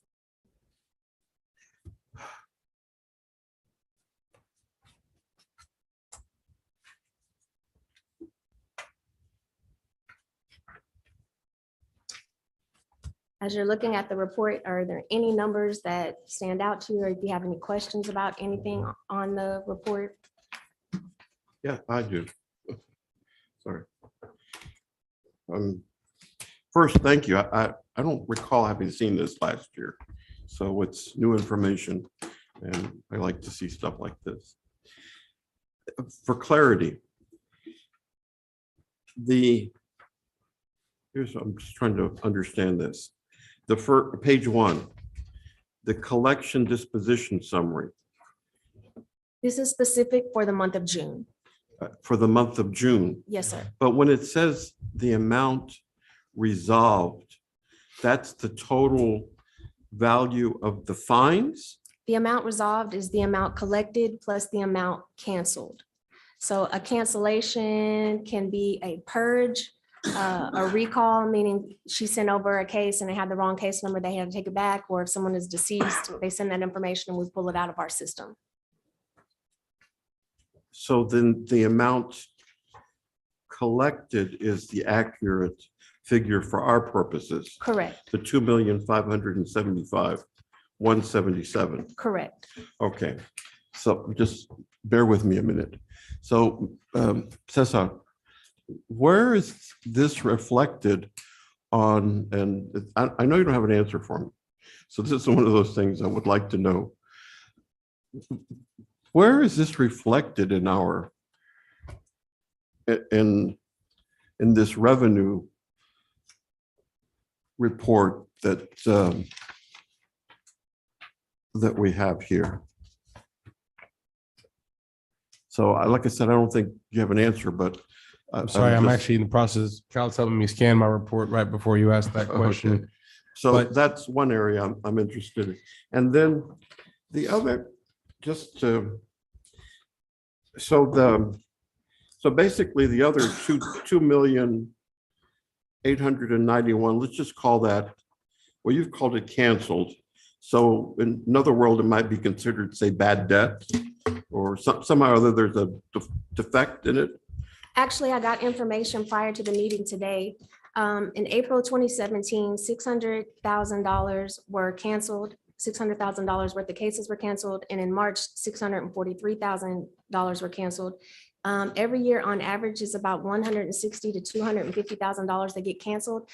Mostly what that is old cases. So like Mr. Hill said, we've had your profile since May of 2013. That could include cases from 1985. So the court makes a decision from 1985 to 2000. We're going to dispose of these cases, and that's what the canceled is. So canceled, recall, purge, all goes into the same bucket. They may be, it just means off of our books. And it goes into the bucket for cancellations. So when during that time period that you mentioned, is it also a reflection of fines that have not been able to be collected? No, No, that's it's a totally decision. different. Correct. It's a decision Totally from the different. court. So which category here are the number, well, I guess maybe it's on page 2, if I understand this properly. You've got active accounts, the 5,294,000. That's the value of the fines, Yes. correct? Fines and costs. Of cumulative, or that is just for 22, 23, cumulative. Total for everything for all those years. Yes. All right. If you look back That on has page, been referred to Linebarger that we're currently. Did you currently? and if you look back on page 1, the amount assigned, the 10 million, this is where you'll see the difference. The 10 million to the 5 million versus the 5 million active. Okay, I understand that now. That's, you've given a lot of good information here that I'm just trying to understand your reporting methodology here. Let me ask you something.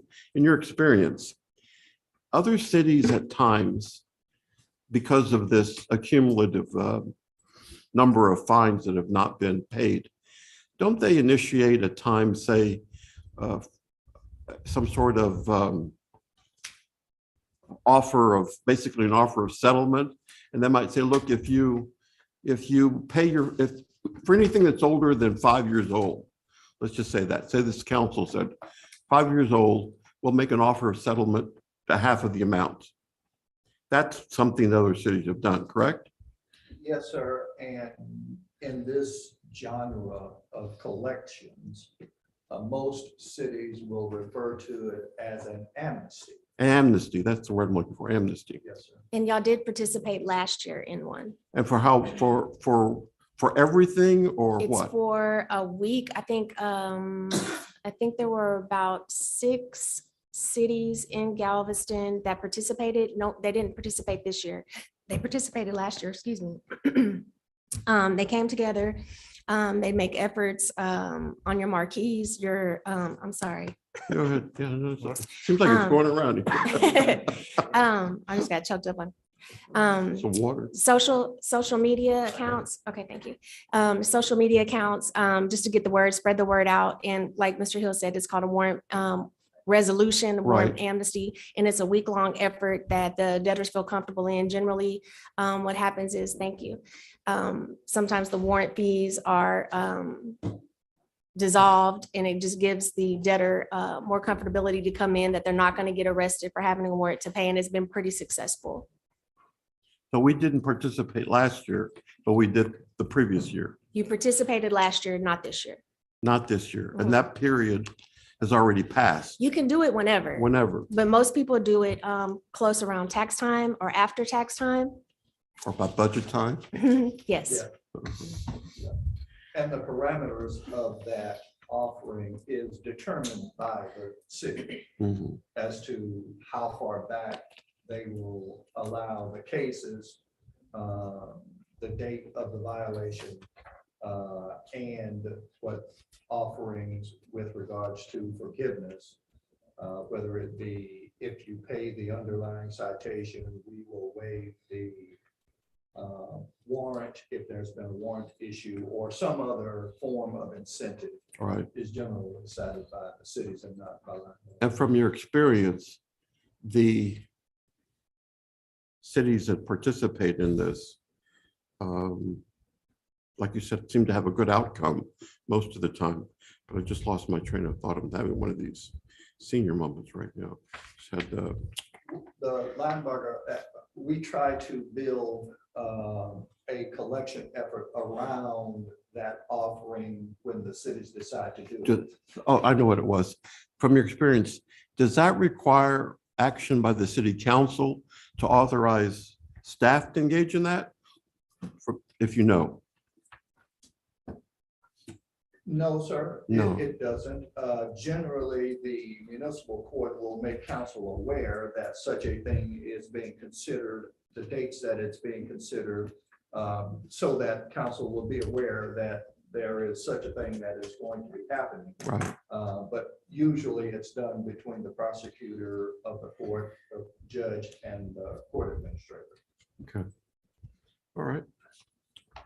I think that's all. It's certainly, oh, I know what it is. These, I guess I'm just struggling to understand our notations here that we've been handing. There's a category here, 3,400 says municipal court fines. Yes. And they don't seem to correlate to the numbers that are included in this report. So I'm just making that observation. I don't need an answer. No, it's okay. I actually do have a partial answer, but I need a question for that. You guys started collecting May of 2013? Yes, sir. Okay. So part of that collection included on there would be reflected along those lines. Obviously, we don't have the entire history since May of 2013 in front of us. But if you notice those lines, those are reflected between pages 2 and 3 in that proposed budget book that we gave you earlier today. And also for clarity, where you talk about your, on page 1 of your report, the collection disposition summary, June 23rd, I want to just confirm for everybody that that is as a fiscal year. Yes, it's actually a month behind. So this is the June report for May. So it's every 30 days. So the reports are due by the 5th of each month. And so the reports come out, it seems, as a month behind. So this is in June for May. Got you. So in May, $32,000 were received. 32,000 was resolved. Was We resolved. collected 24,483. Got you. So that's, maybe that helps provide some clarity, Mayor Pro Tem, on that sense.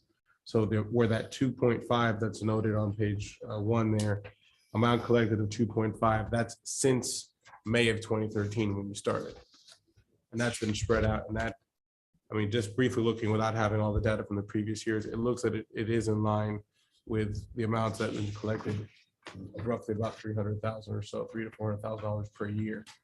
That's listed under that court fines, 3,400 on page.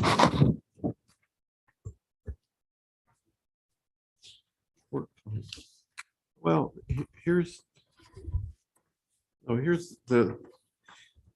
your report does not reflect people that have actually come in and paid their fine. That just, see, that's where I'm having, this number, when I see municipal court fines, is not fines that are delinquent in some fashion. We have another whole category of people that are honest and come in and pay their speeding ticket or whatever the case may be. So that's the discrepancy I'm seeing here. This is a, see, you understand? I understand your question. So that's a whole category there that's missing. No, I'm not understanding your question. Could you Okay. say that again? I get a speeding ticket. I get Right. freaked out about that. Right. And I can't call the judge because I don't want special treatment, right? But I come in and I pay my amount. That's not these numbers. No, those are delinquent. Those are delinquent. Exactly, Right, that's what I'm those are saying. delinquent. Okay. And in the categories that I'm looking at here, there's nothing that says There's not a the line line item item for delinquent. Looks like they need to be separated. That's It's the not only even difference. included in the revenue amount. You're talking about in the budget. Yes. In the budget part. We'll have to make sure we separate those, Mayor Pro Tem. Well, that, Substantial. just along the line, that line, Caesar, that line item is already low. That line item is like somewhere around, hovering around $400,000. There was a time that this city collected $600,000 to $700,000. Actually, I've saw data as high as almost $1 million. Right. And I don't want to say it like this. Let me say it in a different way. So if the delinquent tax revenue is in that line item as well, then that means that line item is substantially lower. And heaven forbid that be true. But I'll give you a chance. Certainly, this is new information. I'll give you a chance to reconcile that. But Joe brings up a good question. We need an answer to. Joe, are you done? I'm sorry. No, that was it. I have a couple of questions. I really want to get through them really fast if we can. I wanted to bring clarity for my own understanding to something Joe asked you about. And it was around the idea that that much of this these fines and assessments are resolved by the court. sounds like there was a 50% dollar resolution rate. Sounds like the court, especially in older cases, are just allowing for these numbers to be just resolved by decision, by court ruling. Is that what I'm hearing you say? So my only question in that area is, are we referring to our municipal court, or are we referring to some sort of district probate court? When you say the court is resolving these debts, which court? The municipal court, they'll dismiss the cases, ultimately having a zero fine of fees, and then it'll be taken and recalled out of our system. Because then it will no longer be delinquent. So even the cases so you're bringing cases to our municipal court that originated in 1989, 1986, 1992, or whatever the case may be. And you're saying that our municipal court is writing those cases off? From my understanding, from our IT department, yes. As an instance, that is one of the cases. It can also be if the court clerk sends something, there's a number missing off the case number, they'll have to recall that one, pull that one and resend it again, and it starts brand new as going into the process. But most of them are older purged cases, yes. And it's about, on average, I think it was 100, on average, 160,000 to 250,000 a year get canceled. And most of them are purged cases, meaning they're the older cases. And that's not something the Linebarger does, because we'll try to collect until you die. They, the court, makes a decision going back just to see. Does that happen in other municipalities? Yes, Okay, so this is normal? yes, sir. Have you seen in our municipality that this is excessive? Or No. is it in line with? It's Okay, well, I it's can throw normal. that Yes, question sir. away. Okay, I'm done with that. The dollar resolution rate, 50%, is that normal? I would think that it wouldn't be normal, because you have cities that are more affluent, like League City. Places like that, seems like they would be able to pay their fines at a higher rate. Yes, sir, 50% would seem low, but then it might be normal for a Lamarck or Hitchcock or one of the. Correct, yes, sir. So, Normal. okay. So it could possibly be low, but that's would- because of our constituency and our ability to pay. It would be lower based upon population. It would be lower on the length of time we've had your account. The longer we've had your account, we see our experiences that the dollar resolution rate is higher. Even with traffic fines and, Yes, okay. You also said to us that you've noticed that there was a decrease in placement, which means somehow that our municipal court is not giving you as many referrals. correct. What's that all about? It could be, I was seeing if Rosemary was here. That's what I was looking. it could be that not as many citations are being issued as in previous years. Or it could mean that more citations are being resolved before they become delinquent. Therefore, we're receiving less delinquent cases. Caesar, this is a problem. This is a problem area. Sounds like our revenue is down tremendously, even with our collection efforts. I don't know, and I don't know that this council knows what's happening. From the time that our police are making contact to the time that these potential citations are resolved. As we go along in this budget process, I would like to find out where the issue is.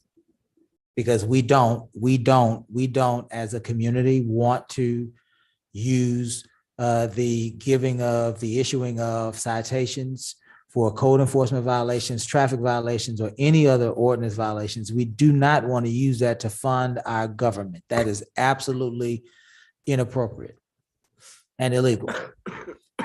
But what we do want to do is we want to make sure that our ordinances and the laws of this state and of this country, we want to make sure those laws are followed. And if people are violating those laws, then they go through the process of being issued citations and having their due process. And if there's a breakdown in that system, and it sounds like there is, Because again, you gave us a number of roughly around 400,000 loose, rough estimate. Mhm. And it sounds like their numbers are in that number. And that's alarming when we have potentially collected upwards to $1 million. Again, we do not fund our government through the issuance of citations, but we do continue to uphold the laws of our community and of this country by making sure that those persons that violate them are prosecuted. So I don't understand what's happening with that. I would like for us to get clarity so that we as a council can understand how to respond. The last thing that I wanted to ask you about, well, two things. Number one, on page 7, monthly collections, last 18 months, there are 0 months, June 22, August of 22, October of 22, and January of 23. What happened in those 0 collection months? I'm sorry, you said June 22, October 22. August of 22 and January of 23. It looks like there are 0 collections according to your information.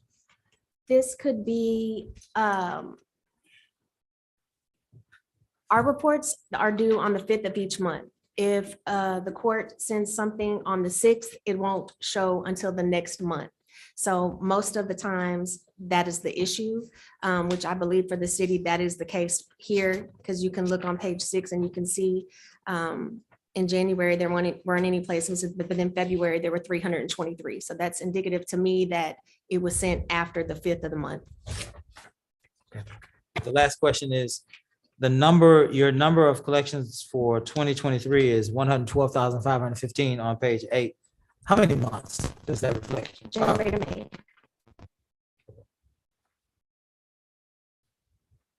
So that's 5 months. Yes. Okay.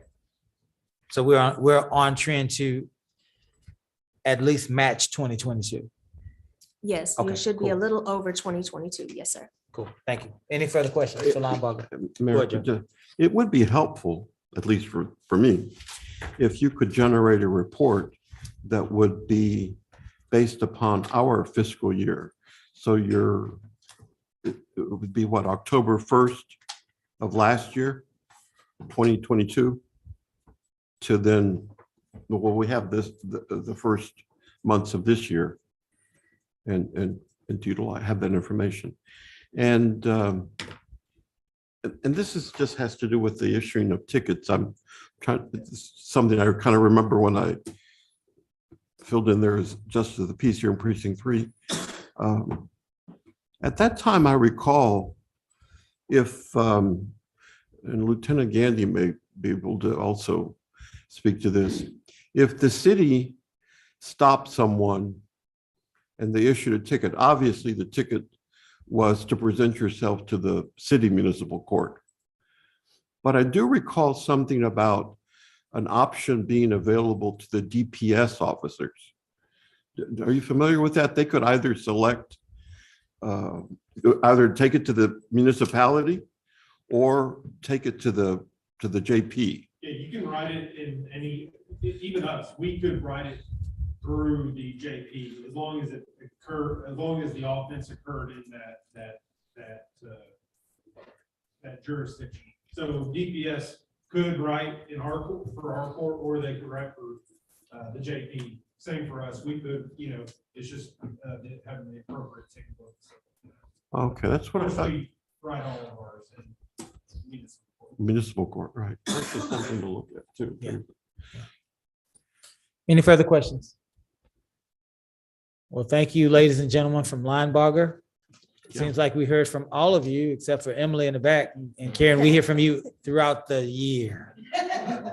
At least on a quarterly basis, checking in to make sure we're doing okay. So thank you for that. Thank you, ladies and gentlemen. Look forward to working Thanks, with you guys. for another year.